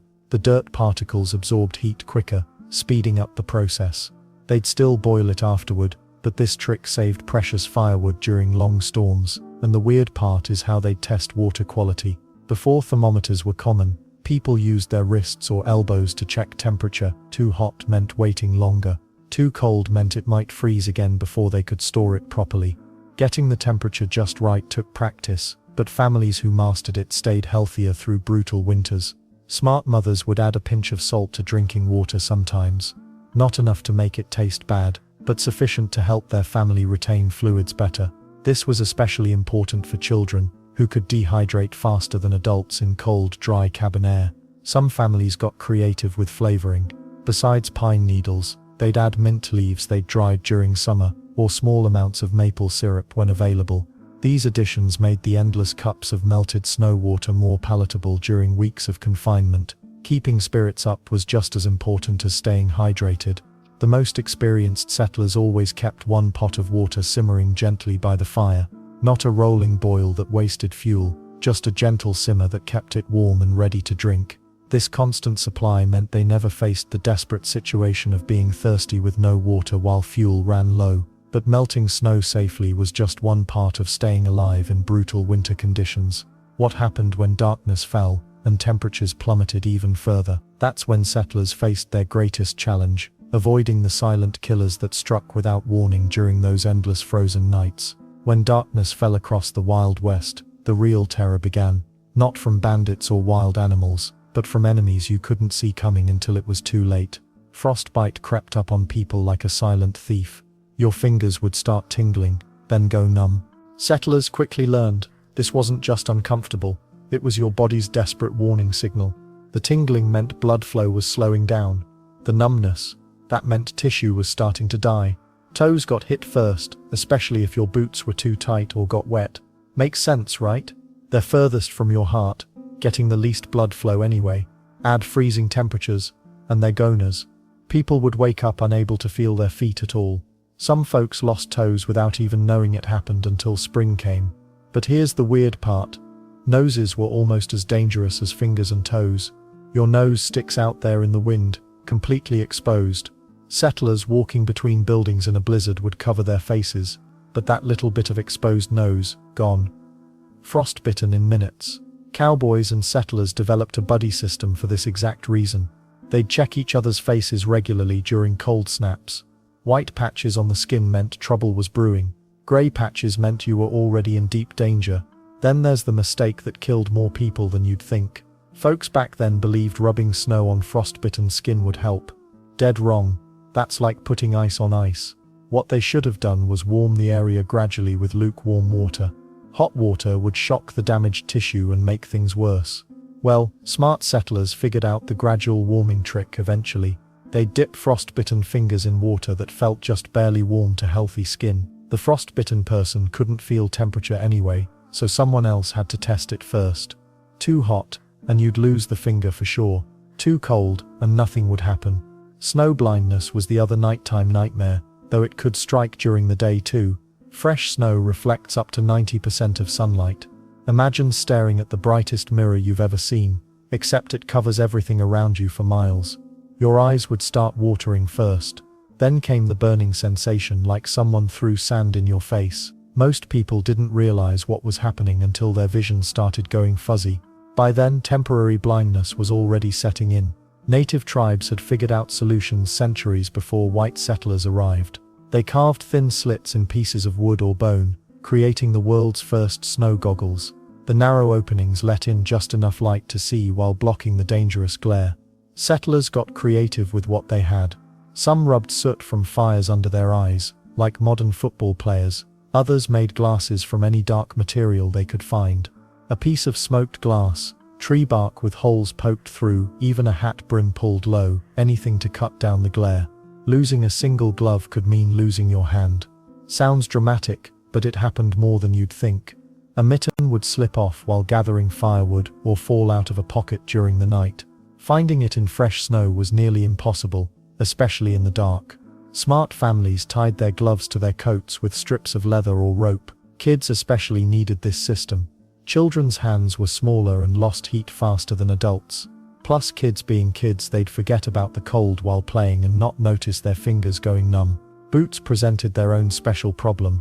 If a boot fell apart or came off somehow, that person became everyone's emergency. The group would have to stop everything to wrap the foot in whatever fabric they could spare. Blankets, shirts, even pieces torn from other clothes. Let's not forget that hypothermia played tricks on people's minds. As body temperature dropped, folks would make terrible decisions. They'd feel warm when they were actually freezing to death. Some people even undressed in the snow, thinking they were too hot. This confused their families, who couldn't understand why someone would strip naked in a blizzard. The strangest part, people getting hypothermia would sometimes feel perfectly fine right before things got really bad. They'd joke around, act almost drunk, then collapse without warning. Experienced settlers learned to watch for this false sense of security. Night watches became crucial for spotting these problems early. Someone always stayed awake to check on sleeping family members, looking for signs of frostbite or hypothermia. They'd gently wake people up every few hours to make sure everyone could still move their fingers and toes. But even the most careful families couldn't stay alert forever.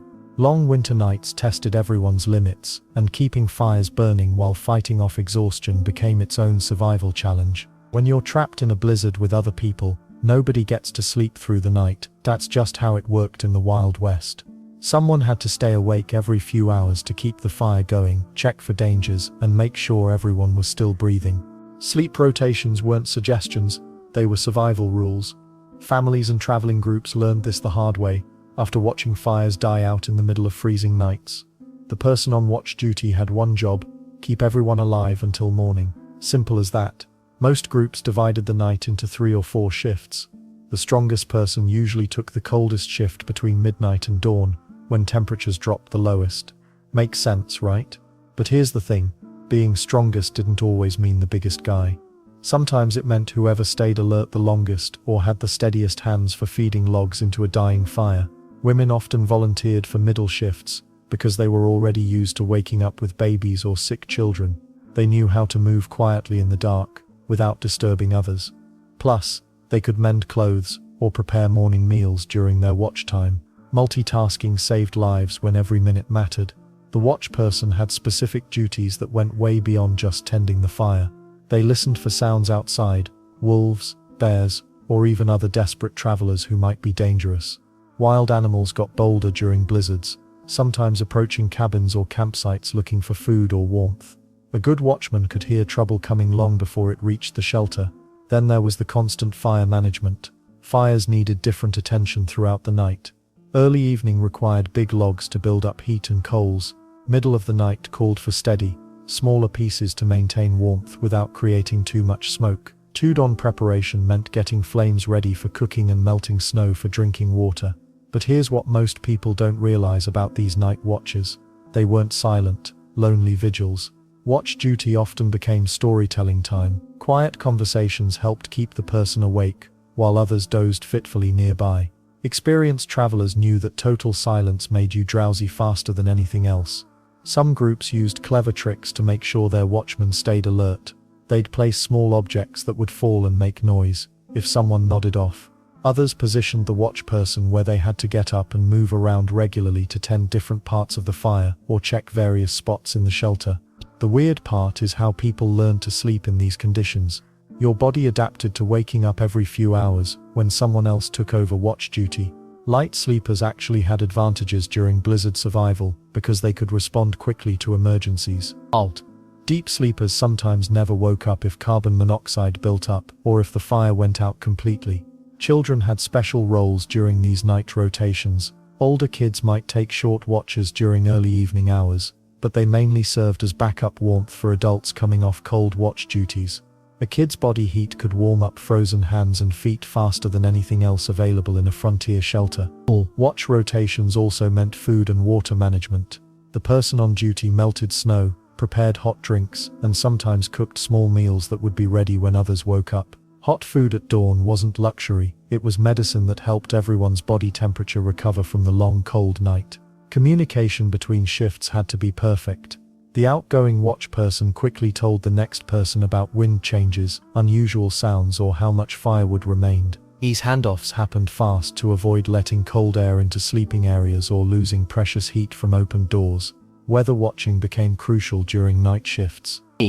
Experienced pioneers could tell when a blizzard was getting worse or starting to ease up just by listening to wind patterns and feeling air pressure changes. The watch person often made critical decisions about whether the group should prepare to move at dawn or hunker down for another day. Some groups developed signals for emergencies during the night. A specific whistle or word pattern meant wake everyone up immediately. These signals saved time when wild animals approached or when shelter damage threatened everyone's safety. Every second counted when temperatures were killing people. The hardest part wasn't staying awake, it was fighting the urge to wake up your sleeping companions when you got scared or lonely. But disturbing someone else's sleep could literally kill them by interrupting their body's efforts to stay warm. Watch duty meant handling fear and responsibility completely alone. Let's not forget that these rotations continued for days during long blizzards. People got exhausted, cranky, and sometimes made dangerous mistakes. Groups that survived multiple storms together developed almost military-style precision in their watch changes and duties. The morning after any blizzard brought its own special challenges. Someone had to venture outside first to check conditions and start digging out from snowdrifts. But before anyone could think about facing the day ahead, they needed to know if they'd made it through another night alive. That knowledge came from whoever had taken those final dawn watch hours. The frontier had its share of medical myths that could kill you faster than the cold itself. Settlers believed rubbing snow directly on frostbitten skin would help, but this old wives' tale actually made things worse. The shock of even colder temperature on already damaged tissue could destroy what little circulation remained. Smart pioneers learned this lesson the hard way. Instead of snow, they discovered that gently warming frostbitten areas with lukewarm water worked much better. Not hot water that would cause more damage. Just barely warm water, heated over a small fire, and tested with an elbow first. The process was painful, but it could save fingers and toes from turning black and falling off. Some folks described the sensation as thousands of needles stabbing their skin as feeling slowly returned. Bear fat became the frontier's version of modern cold weather protection. Hunters would render fat from bears they killed, storing it in small containers throughout winter. This thick, greasy substance got rubbed into exposed skin before venturing outside. It created a barrier against wind and cold that could mean the difference between keeping your nose and losing it to frostbite. Smelled terrible, but vanity meant nothing when survival was on the line. Then there were the blisters that came from severe cold exposure. These painful, fluid-filled bumps appeared on hands, feet, and faces after particularly brutal nights. The temptation to pop them was overwhelming, but experienced settlers knew better. Popping a cold blister invited infection, and infection in winter could be a death sentence. Instead, they packed dry cloth around the blisters, keeping them clean and protected while the body healed itself. Well, some remedies bordered on the desperate. People would urinate on frostbitten areas, believing the warmth would help. While the temperature might provide momentary relief, the practice was unsanitary and potentially dangerous. Better to stick with clean, warm water and patience. Animal grease wasn't limited to bears. Settlers used whatever fat they could get their hands on: pig lard, beef tallow, even rendered fat from wild game like rabbits or deer. They'd mix these with pine pitch or other tree saps to create homemade cold cream. The mixture was applied liberally to cheeks, nose, and lips before stepping into a blizzard. Stories spread through settlements about miraculous recoveries using these methods. One tale told of a trapper who fell through ice and spent hours walking home with frozen boots. His wife immediately got him into warm, not hot water, and slowly brought feeling back to his feet. Another story described a woman who saved her husband's frostbitten hands by wrapping them in warm, damp cloth and keeping them close to her body for warmth. But the weird part is that some of these frontier remedies actually worked better than people realized at the time. Modern medicine confirms that gradual rewarming is the correct treatment for frostbite. The body's circulation needs time to restore itself, and shocking it with extreme heat can cause permanent damage. These pioneers stumbled onto proper medical technique through trial and error. Prevention always beat treatment though. Settlers learned to recognize the early warning signs of cold injury before damage became serious. Skin that turned unusually red, then white, signaled trouble. Tingling that progressed to numbness meant it was time to get inside immediately.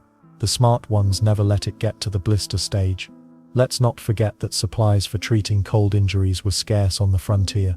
Clean cloth for bandages came from torn shirts, bedsheets, or anything else that could be spared. Settlers hoarded small amounts of alcohol, not for drinking but for cleaning wounds and sterilizing their crude medical tools. Every household kept a small stash of these precious supplies for winter emergencies. Women often became the settlement's unofficial doctors during harsh winters. They learned which remedies worked and which ones were dangerous nonsense. This knowledge got passed down through families, creating an informal network of medical wisdom that helped communities survive. Makes sense, right? When the nearest real doctor was hundreds of miles away, everyone needed basic medical knowledge. Some injuries required more dramatic treatment. Severely frostbitten fingers or toes sometimes had to be amputated with whatever sharp tools were available. These crude operations happened around kitchen tables, with whiskey as the only anesthetic. The alternative was gangrene, which would spread and kill the entire person. The most successful frontier families were those who combined multiple approaches to treating cold injuries. They used prevention through proper clothing and shelter, early recognition of problems, gentle treatment with warm water and animal fats, and careful protection of damaged areas while they healed. This layered approach to cold weather medicine kept more people alive and healthy through brutal winters. However, even the best homemade remedies had their limits. When natural shelters and emergency treatments weren't enough, pioneers had to look beyond their cabins and caves to the landscape itself for protection from deadly storms. When you're caught in a howling blizzard with nothing but open prairie stretching for miles, every hill becomes your best friend. Wild West settlers learned this lesson fast, or didn't live to tell about it. The land itself could save your life if you knew how to read it. A simple boulder that you'd barely notice on a sunny day suddenly transforms into a fortress against killing winds. Smart travelers always kept their eyes peeled for these natural shields, because when the snow starts flying sideways, you need all the help you can get. Hills worked like giant walls against the wind. But here's the trick most people missed. You couldn't just hide anywhere on a hill. The windward side, where the storm hits first, could actually make things worse by creating swirling gusts that knock you flat. Settlers who survived learned to tuck themselves on the protected side, what we call the lee. The difference between windward and lee could mean the difference between freezing to death and making it through the night. Dense forests offered incredible protection, but they came with their own set of problems. Sure, a thick stand of pine trees could break up those brutal winds that cut through you like knives. The canopy overhead would catch most of the falling snow, creating relatively clear spaces underneath. Sounds perfect, right? Well, not quite. Those same trees could drop heavy loads of snow on your head without warning, and if the wind got strong enough, entire branches might come crashing down. Then there's the matter of finding these forest hideouts in the first place. During a whiteout, when you can barely see your own hand in front of your face, stumbling into a forest could be pure luck. Many settlers learned to follow fence lines or creek beds that led to wooded areas, using them like road maps when visibility dropped to zero. Valleys seemed like obvious choices for shelter, and often they were. The surrounding hills would deflect the worst winds up and over, creating pockets of relatively calm air. But valleys had a nasty habit of collecting cold air like bowls collect water. Temperature could drop faster in low-lying areas, especially at night. Settlers had to weigh protection from wind against the risk of deeper cold. Let's not forget about those massive boulders scattered across the western landscape. A single large rock could provide enough shelter for several people to huddle together. The stone would absorb heat during any sunny breaks and radiate it back slowly. Some clever travelers even built small fires on the protected side of boulders, using the rock face to reflect heat back toward their group. Creek beds and riverbanks presented a dangerous temptation during storms. The banks offered natural windbreaks and following water seemed like good navigation. But here's where things got deadly. Ice made these areas treacherous, and the sound of rushing water could mask important audio clues about changing weather conditions. Worse yet, low-lying areas near water often had the coldest temperatures and the most unpredictable wind patterns. Experienced guides taught newcomers to look for terrain that blocked wind from the northwest, since that's where most winter storms came from. A ridge running north to south could provide excellent protection, while one running east to west might funnel wind directly at you like a giant wind tunnel. Natural caves sounds like perfect storm shelters, and sometimes they were. The constant underground temperature could feel tropical compared to the brutal cold outside. But caves came with serious risks that many settlers learned about too late. Bears, mountain lions and other dangerous animals used caves for winter dens. Walking into a cave during a blizzard might mean walking into a very angry, very large predator's bedroom. Some settlers got creative with artificial windbreaks when natural ones weren't available. They'd pile up sagebrush, tumbleweeds, or even snow itself to create barriers. These makeshift walls wouldn't last long, but they might provide just enough protection to survive until the storm passed. The weird part is that sometimes the best shelter was right underfoot. Depressions in the ground, dried creek beds, or even large ruts left by wagon wheels could provide crucial protection from wind. A dip in the earth that seemed insignificant on a calm day could become a life-saving foxhole during a blizzard. Reading the land took practice and keen observation. Settlers who survived multiple winters developed an almost supernatural ability to spot good shelter opportunities. They'd notice how snow drifted around certain rocks, or how wind patterns changed near specific hills. This knowledge got passed down through families and shared around campfires, becoming part of the collective wisdom that kept communities alive. But even the best natural shelter had limitations. Wind could shift direction unexpectedly, turning your perfect hideout into a wind tunnel. Snow could pile up and trap you, and staying in one spot too long meant risking hypothermia if you couldn't generate enough heat. The challenge wasn't just finding shelter, it was knowing when to stay put and when to keep moving. Finding natural windbreaks was just one piece of the survival puzzle though. Even with perfect shelter from the wind, settlers still faced another deadly threat that most people never saw coming until it was too late. Inside a tiny cabin during a howling blizzard, families huddled around their fires thinking they were safe. The thick walls kept out the wind, the flames danced merrily in the hearth. Everything seemed perfect for surviving another brutal night.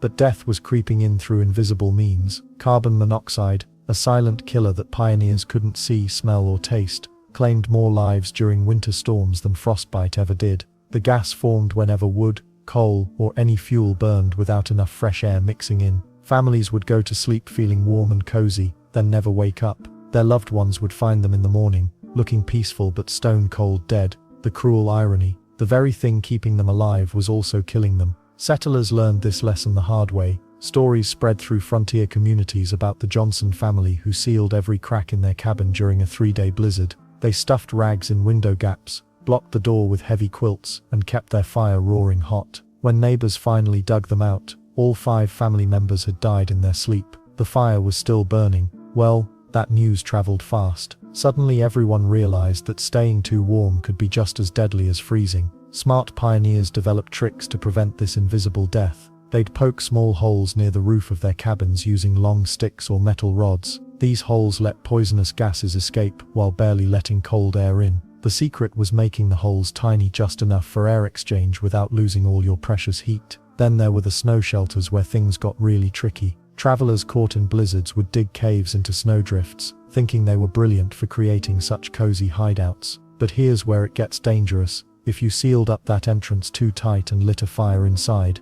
you'd created your own gas chamber. The carbon monoxide had nowhere to go except into your lungs. Experienced mountain men learned to always keep a breathing hole. They'd take a straight stick and poke it through the roof of their snow cave, wiggling it around to keep the hole from freezing shut. Some would even tie a piece of cloth to the stick so they could tell if air was moving through the hole. No air movement meant trouble. Let's not forget the chimney problems that plagued many cabins. Heavy snow would pile up on rooftops during storms, sometimes completely blocking the chimney opening. The family inside would keep feeding their fire, not knowing the deadly gases were backing up into their living space instead of escaping outside. Smart settlers would send someone up to check and clear the chimney whenever possible, even during storms. But why did some families survive, while others didn't? The survivors usually had one thing in common. They'd listened to Native American advice about airflow. Tribal peoples had been surviving harsh winters for centuries, and they knew that completely sealing yourself in was a death sentence.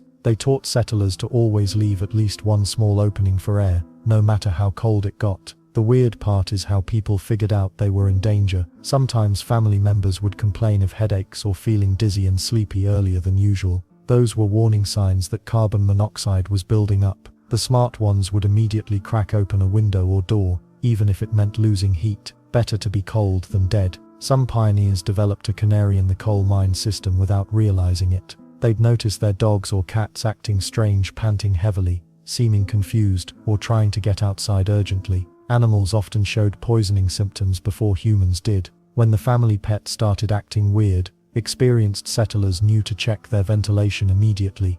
Wood-burning stoves created their own special problems.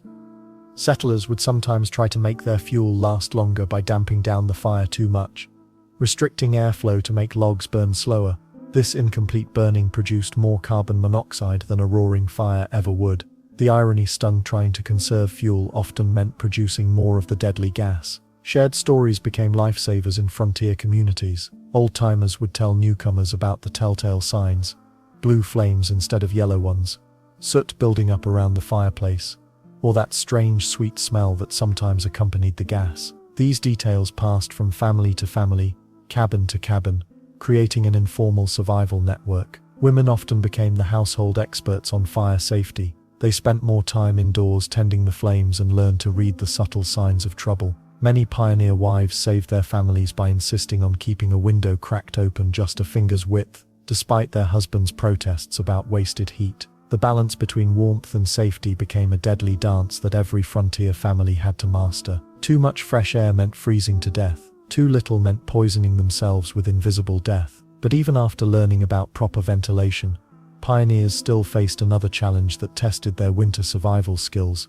the unique dangers that women encountered during these brutal storms. When blizzards howled across the frontier, the survival of entire families often rested on the shoulders of the women. While men might have handled the hunting and heavy construction, women became the backbone of storm survival, managing resources, maintaining warmth, and keeping everyone alive through skills that were both practical and ingenious. The fire never slept when a woman was watching it. She'd wake every few hours throughout the night, slipping quietly from under shared blankets to add another log or adjust the coals. This wasn't just about staying warm. A dead fire in a blizzard meant death, plain and simple. Women developed an almost supernatural sense for when flames were getting low. Even while asleep, they'd bank coals with ash to keep them smoldering longer, or create small kindling piles within arm's reach of the fire. Smart, absolutely essential. But fire tending was just the beginning. Food rationing became a mathematical art form in the hands of frontier women. They could stretch a pot of beans across 3 days instead of one,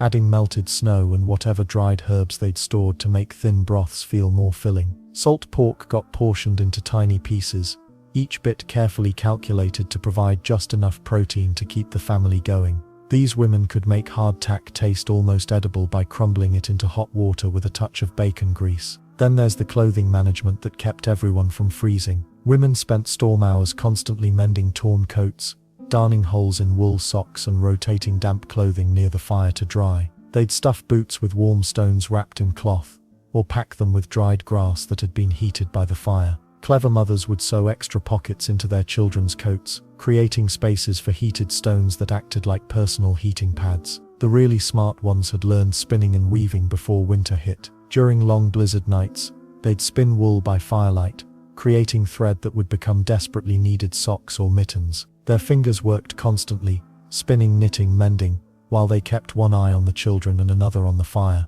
Productive doesn't even begin to cover it. Medical care fell entirely to women when storms trapped families for days. They mixed poultices from stored herbs to treat frostbite, or brewed teas from pine needles to prevent scurvy during long winters. Some women kept detailed journals of which remedies worked best, passing down medical knowledge that could mean the difference between losing a finger to frostbite or saving it. Bear grease mixed with certain herbs became their go-to treatment for windburned skin. And the weird part is how they managed the animals during storms. When men couldn't reach the barn through dangerous whiteout conditions, women would bundle up and make the dangerous trek themselves. They'd milk cows in freezing temperatures, collect eggs from chickens, and even help deliver calves or foals in the middle of blizzards. These tasks couldn't wait for better weather. Animals needed daily care regardless of the storm raging outside. Let's not forget the psychological survival work women provided. They told stories to keep frightened children calm during endless howling nights. They'd sing lullabies that competed with screaming winds, or organize quiet games that could be played by firelight. When cabin fever started driving everyone crazy after days of being trapped together, women found ways to keep peace and maintain sanity. They'd assign small tasks to children, creating a sense of purpose and routine, even when the world outside had turned deadly.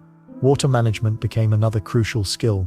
Women knew exactly how much snow to melt for drinking water, how to purify questionable water by boiling it, and how to stretch their water supplies when melting snow used up precious firewood. They'd position pots and containers to catch drips from melting snow on the roof, turning every possible source into drinking water. Some women kept detailed weather journals, noting cloud patterns, wind directions, and animal behaviors that preceded storms.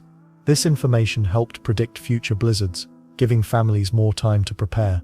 These observations passed between neighboring women, created an informal but highly effective early warning system across frontier communities. The most resourceful women had secret emergency food caches hidden around their cabins, small stores of dried meat, nuts, or preserved fruits tucked away in places only they knew about. When the main food supplies ran dangerously low, these hidden reserves could buy a few more crucial days of survival. When storms finally broke, women were often the first to venture out and check on elderly neighbors or families with small children. They'd organize informal rescue missions, sharing food with families whose supplies had run out, or taking in children whose parents had been caught away from home when the blizzard hit. These survival skills didn't just happen overnight. They came from seasons of hard-won experience and knowledge passed down from mothers to daughters. But what about the children themselves? They weren't just passengers in these survival stories. When blizzards trapped Wild West families inside their cabins for days or even weeks, everyone had a job, even the smallest children. Survival wasn't a spectator sport back then. Kids as young as 5 or 6 learned to stack kindling properly. Their tiny hands could fit into tight spaces where adults couldn't reach. They'd stuff dried grass between log cracks or push rags into gaps that let cold air sneak inside. These weren't chores you did when you felt like it. Your family's survival depended on every person pulling their weight. The woodpile became a child's daily battlefield. Older kids, maybe 10 or 12, trudged through knee-deep snow to haul armloads of firewood back to the cabin. They learned fast that dropping logs meant crawling around in snow to find them. Nobody wanted to explain to Pama why half the wood got buried under a drift. Smart kids made multiple small trips instead of trying to carry too much at once. Water duty fell to children too. They'd take metal pots outside, scoop them full of clean snow, then lug the heavy containers back inside. Sounds simple. Try carrying a pot of snow when your hands are numb and your boots keep slipping on ice. Kids figured out tricks like packing snow tight so less would spill on the way back. They also learned which snow to avoid, the yellow stuff near where animals had been, or the dirty grey snow mixed with ash from the chimney. Then there's the animal care that couldn't wait for good weather. Children crawled through snow tunnels to reach chicken coops or pig pens. They'd break ice on water troughs with rocks or sticks. Farm animals needed food every single day, blizzard or not. Kids learned to move fast during these outdoor trips. Frostbite could hit exposed skin in minutes, but the real test came with the night watches. Makes sense, right? Someone had to keep the fire going when everyone else slept. Older children, usually the ones around 14 or 15, took turns staying awake to add logs to the fire. They'd sit there in the flickering light, listening to wind howl outside, making sure the flames didn't die down. Fall asleep on your watch and everyone might freeze before morning. The weird part is how good kids got at reading the fire. They could tell just by looking at the coals whether the fire would last another hour or needed wood right now. Children learned to spot the difference between flames that looked big but wouldn't last, and the steady burn that would keep going strong. Indoor jobs kept smaller children busy when the weather was too dangerous for outside work. They'd help their mothers tear old clothes into strips for bandages or stuffing. Little fingers worked great for picking apart rope to make tinder for starting fires. Kids also got really good at melting snow in pots, stirring it so it wouldn't burn on the bottom. Let's not forget the entertainment factor. Children who could tell stories, sing songs, or play simple games became incredibly valuable during long dark nights. A kid who knew a bunch of riddles could keep everyone's spirits up when the storm seemed like it would never end. Families stuck together for weeks needed every distraction they could get. Well, here's something most people don't realize. Children often served as the early warning system for problems. Their sharp young eyes could spot when someone's fingers were turning white from frostbite. They noticed if the chimney wasn't drawing smoke properly. Kids picked up on sounds that worried adults might miss, like tree branches creaking dangerously close to the roof, or animals making distress calls outside. The really smart families taught their children basic first aid. A 10-year-old might know how to warm up frostbitten toes by soaking them in lukewarm water. Children learn to recognize signs of someone getting too cold. The shivering, the confusion, the way people started talking funny. When adults were busy with heavy survival work, kids became the extra pairs of eyes watching out for medical emergencies. And the weird part is how these children grew up faster than kids today could imagine. A 12-year-old on the frontier had survival skills that would impress modern adults. They could start fires in howling wind, fix broken harnesses with scraps of leather, and make emergency repairs to cabin walls using nothing but mud and grass. Food preparation became another crucial kid job. They'd help stretch meals by adding more water to stews or grinding up hardtack biscuits to make them go further. Children learned to make the family's food supplies last longer by being creative with leftovers and scraps. But survival skills were just part of the story. What really kept families alive during brutal blizzards was something else entirely. The power of stories, songs, and shared experiences that turned deadly waiting into something bearable.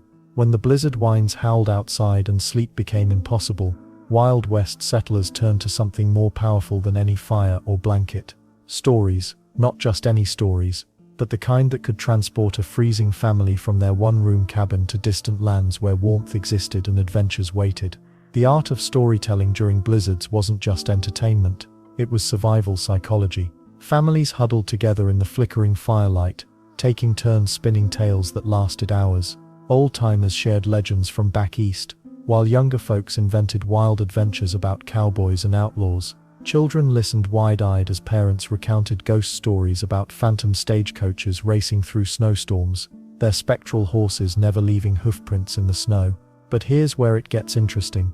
These weren't random bedtime stories. Smart settlers wove practical survival wisdom right into their tales. A story about a lost trapper might casually mention how he survived by digging into a snowdrift. A tale about a Native American brave could include details about reading wind patterns or finding shelter behind certain rock formations. Kids absorbed these life-saving tips without even realizing they were getting a survival education.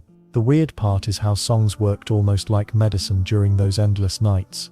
Mothers hummed lullabies that seemed to warm the air itself, while fathers belted out work songs from their younger days. Harmonicas appeared from coat pockets, filling the cabin with melodies that drowned out the screaming wind outside. Some families created their own verses about surviving the storm, turning their current misery into something they could laugh about. Ghost stories held a special place in blizzard entertainment, though they served a dual purpose. Tales of haunted mines and cursed gold claims certainly sent shivers down spines, but they also carried warnings about real dangers. A story about a ghost miner who froze to death might include details about recognizing hypothermia symptoms. Legends of phantom wolves taught children about actual wolf behavior during winter months. Then there were the epic saga stories, tales that could stretch across multiple nights. Families would continue the same adventure story throughout an entire storm, with different members adding chapters. One night might feature a hero crossing a raging river. The next could involve a showdown with bandits in a canyon. These ongoing narratives gave everyone something to anticipate, making the prospect of another sleepless night almost exciting rather than dreadful. The humor woven into these stories often reflected the harsh realities of frontier life. Tall tales about impossibly cold winters became a way to cope with their current situation. Settlers shared stories about winters so cold that words froze in mid-air and didn't thaw until spring, or blizzards so fierce that they blew the stripes right off zebras. Ridiculous. Absolutely. But laughter had a way of making 20 below temperatures feel almost bearable. Women particularly excelled at memory stories. Detailed recollections of family gatherings, holiday celebrations, and social events from before the frontier days. These stories served as emotional anchors, reminding everyone that life existed beyond survival mode. Children learned about relatives they'd never met, and traditions they'd carry forward, creating a sense of continuity that helped psychological endurance. Let's not forget the educational aspect hidden within entertainment. Mathematical puzzles disguised as riddles kept minds sharp during long confinements. Geography lessons emerged through stories about travels to distant cities. History came alive through tales of famous battles or legendary figures. Parents essentially ran informal schools during blizzards, using storytelling as their primary teaching method. The rhythm of storytelling also helped regulate sleep patterns during those disrupted nights. When someone's voice grew tired, another family member would seamlessly pick up the narrative thread. This created a gentle rotation that allowed some people to rest while others stayed alert to tend the fire. Stories provided structure to otherwise chaotic, sleepless stretches. Religious families incorporated Bible stories and moral tales into their repertoire, but even these carried practical wisdom. The story of Noah preparing for the flood contained lessons about advanced planning and resource management. Tales of wandering in the wilderness included survival strategies and the importance of community cooperation. Some of the most treasured stories were those based on true experiences. Veterans shared war stories, pioneers recounted their journeys west, and local legends grew from real events in nearby towns. These authentic narratives felt especially meaningful because listeners knew they could become part of such stories themselves. The competitive element couldn't be ignored either. Families took pride in their storytelling abilities, with each member trying to outdo the others with more dramatic tales or funnier jokes. This friendly competition kept energy levels up and spirits high, even when food supplies ran low and fuel grew scarce. What made these storytelling sessions truly special was how they transformed the cabin atmosphere. Instead of feeling trapped by the storm, families created their own world inside those log walls.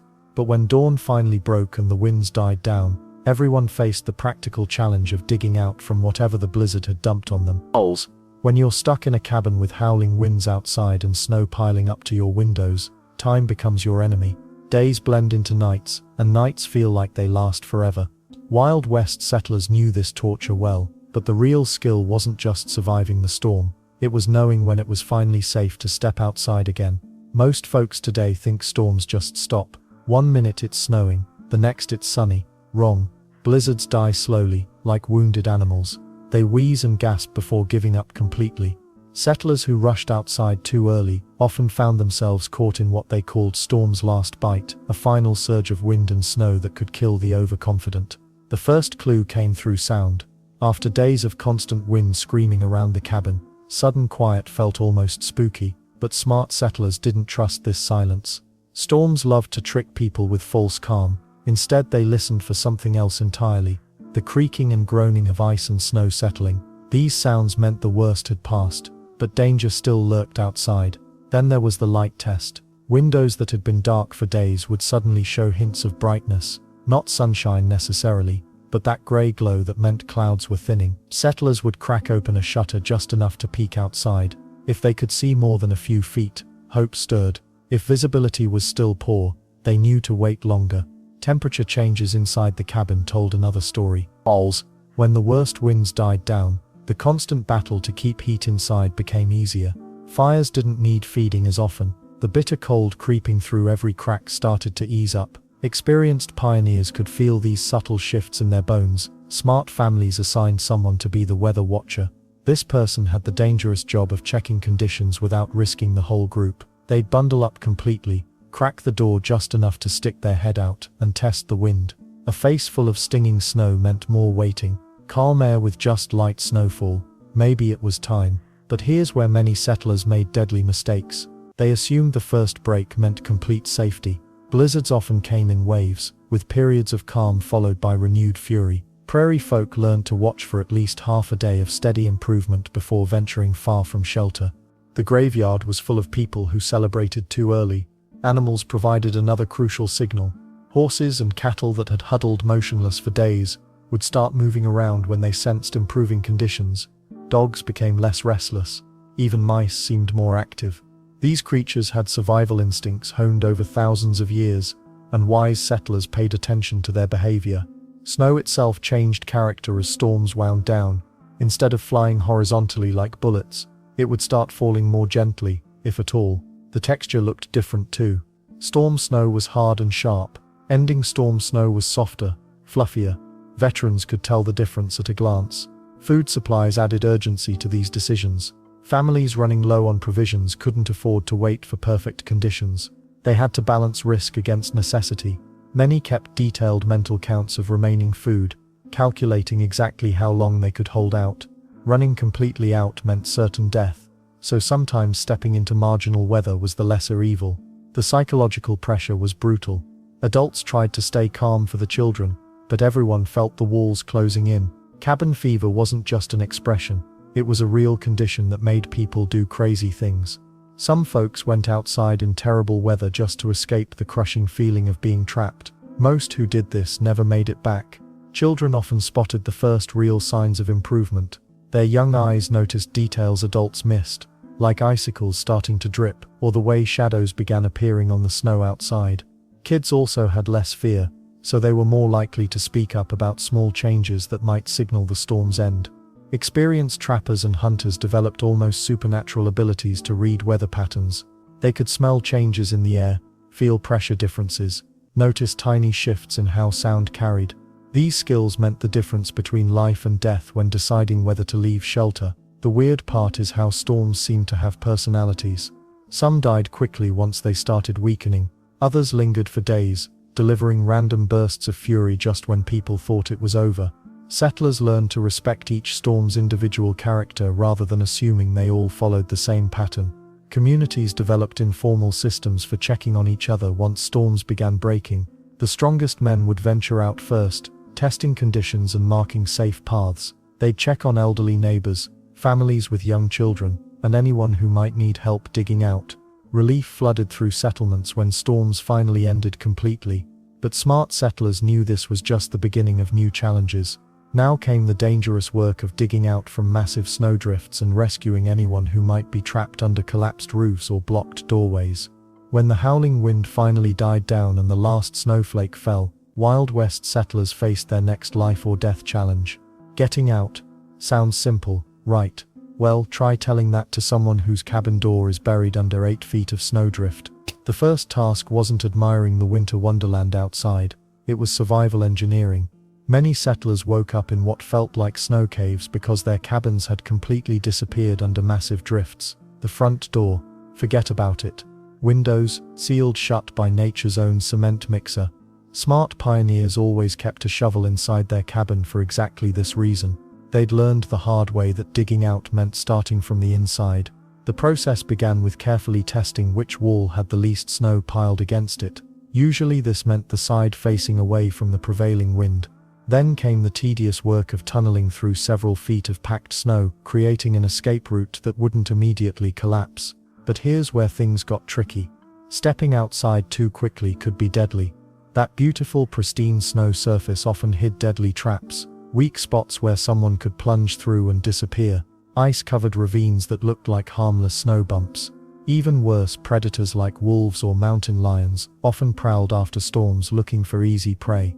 The smart move was sending out the most experienced person first.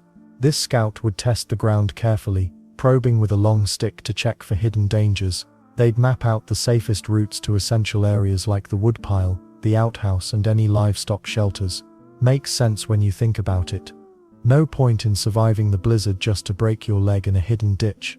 Then there's the immediate worry about structural damage. Heavy, wet snow could crush roofs without warning.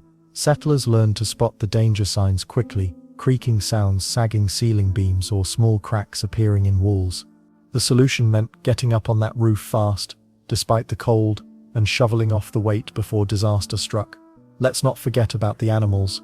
Horses, cattle, chickens, and pigs often faced their own life-threatening situations after major storms. Barn doors could be completely blocked, trapping animals without food or water for days. Livestock that had wandered away during the storm might be buried under snow somewhere nearby, still alive but running out of time. Rescue missions became a community effort. Neighbors helped neighbors because everyone understood the harsh reality. Today you're helping dig out someone else's cattle. Tomorrow they might be digging you out of an avalanche. These weren't casual social visits. Lives hung in the balance, both human and animal. The most heartbreaking discovery was often frozen livestock that had almost made it to safety. Cows found just yards from the barn, chickens huddled together under a thin overhang that wasn't quite enough protection. But settlers also found miraculous survivors, animals that had somehow created their own snow shelters and waited out the storm in makeshift dens. Creating pathways between essential buildings became an art form. Simply shoveling wasn't enough because loose snow would just blow back and fill in the paths. Experienced settlers learned to pack down the snow firmly, creating raised walkways that wouldn't disappear with the next gust of wind. Some even built temporary wooden railings using fence posts and rope, giving people something to grab onto during the next storm. And the weird part is how quickly priorities had to shift. While digging out, settlers constantly watched the sky for signs of another approaching storm. Weather in the Wild West could change brutally fast. Getting caught halfway through rescue operations by another blizzard could mean death for everyone involved. Community health checks started immediately after digging out. Elderly neighbors, families with small children, anyone who hadn't been seen since before the storm, they all needed immediate welfare visits. Frostbite, hypothermia, and simple starvation claimed lives even after the storm ended. Sometimes rescuers found tragic scenes, but they also discovered remarkable survival stories that would be told for generations. The water situation demanded urgent attention too. Wells could be completely buried or contaminated by debris blown in during the storm. Settlers had to locate their water sources, dig them out, and test the water carefully before drinking. Meanwhile, they continued melting snow for immediate needs. But clean water remained a critical priority. Well, all this digging and rescuing was just the beginning. Because once people and animals were safe, once the immediate dangers were handled, settlers faced an even bigger challenge. They had to figure out what went wrong, what went right, and how to survive the next storm better. The harsh teacher called winter wasn't done with its lessons yet. Experience taught hard lessons in the Wild West, and blizzard survival became a brutal classroom where failure meant death. Every winter brought new stories of settlers who didn't make it through the cold, but here's what's fascinating. The survivors didn't just celebrate their luck and move on, they turned their close calls into life-saving knowledge for everyone else. Take the Henderson family from Wyoming Territory. Their first winter nearly killed them all when they built their cabin with gaps between the logs that you could stick your hand through. The wind whistled through those cracks like a banshee, and their fire couldn't keep up with the heat loss. They spent 3 days huddled under every blanket they owned, burning furniture to stay alive. Come spring, old man Henderson went around telling every new settler the same thing. Chink your logs with mud and moss before the first snow, or you'll be burning your kitchen table by Christmas. Stories like these spread faster than wildfire through frontier communities. Nobody wanted to learn survival the hard way when someone else had already paid that price. The smart settlers collected these tales like precious coins, storing up wisdom for the next brutal winter. Then there were the tragic mistakes that haunted entire settlements. The Donner Party's disaster became legendary, but smaller tragedies happened every winter across the West. Families who tried to travel during blizzards because they thought they knew better than the weather. Settlers who didn't stockpile enough firewood and froze trying to gather more in the middle of storms. Men who went out to check on livestock during whiteouts and never found their way back to the cabin. Well, each of these disasters became a teaching moment for surviving families. They'd sit around fires the next winter, sharing what went wrong and how to avoid the same fate. Remember Tom Miller? He went out in that storm last February to check his horses. Found him 3 feet from his own door, frozen solid. The animals were fine in the barn, but Tom couldn't see his hand in front of his face. These weren't just campfire stories. They were survival manuals told in human terms. Women played a crucial role in preserving this knowledge. They'd gather during quilting bees or while doing laundry, sharing the practical details that kept families alive. Sarah Martinez might mention how her family survived by stuffing newspaper in the walls after their first brutal winter nearly killed them. Mary O'Brien would share her recipe for emergency soup made from leather boots when food ran out during a week-long storm. But the real game changer came from listening to Native American tribes who'd survived these winters for generations. Smart settlers swallowed their pride and learned from people who knew the land intimately. Native guides taught them to read cloud formations, animal behavior, and wind patterns that could predict deadly storms hours before they hit.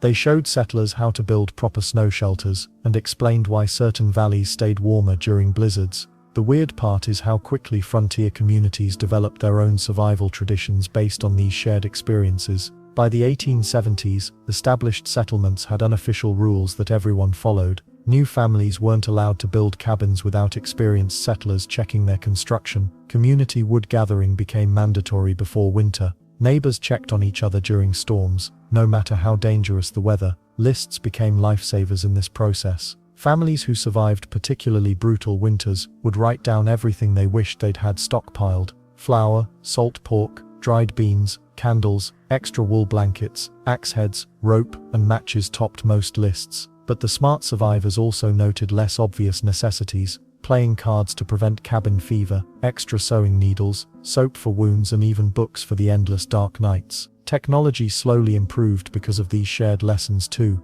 Cabin designs evolved to include better ventilation after families died from carbon monoxide poisoning. Fireplace construction improved when settlers learned from Native American techniques for maximizing heat output. Even clothing got better as communities shared knowledge about layering and waterproofing. Some settlements started keeping official records of winter survival techniques. The town of Deadwood kept a logbook where residents could record what worked and what didn't during each winter. These records helped newcomers prepare properly and reminded experienced settlers about forgotten techniques that might save their lives. Makes sense, right? When survival depends on community knowledge, sharing information becomes as important as sharing food during emergencies. The most successful frontier families were the ones who combined book learning with practical experience from neighbors and Native American wisdom. They didn't rely on just one source of knowledge, but built a complete survival system based on multiple perspectives and hard-won experience. This accumulation of winter survival wisdom created something remarkable: a frontier culture that actually got better at staying alive over time, rather than just repeating the same deadly mistakes year after year.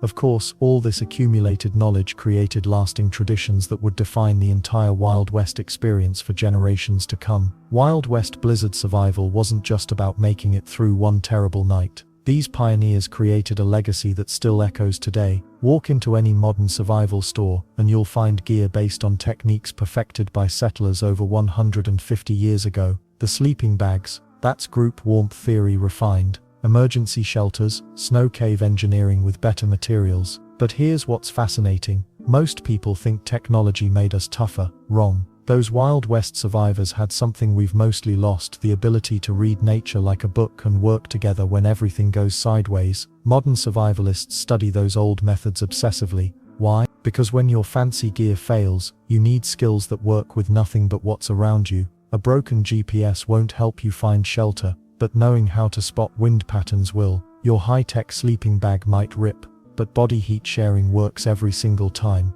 The stories these survivors told became the stuff of legend, not just tall tales around campfires.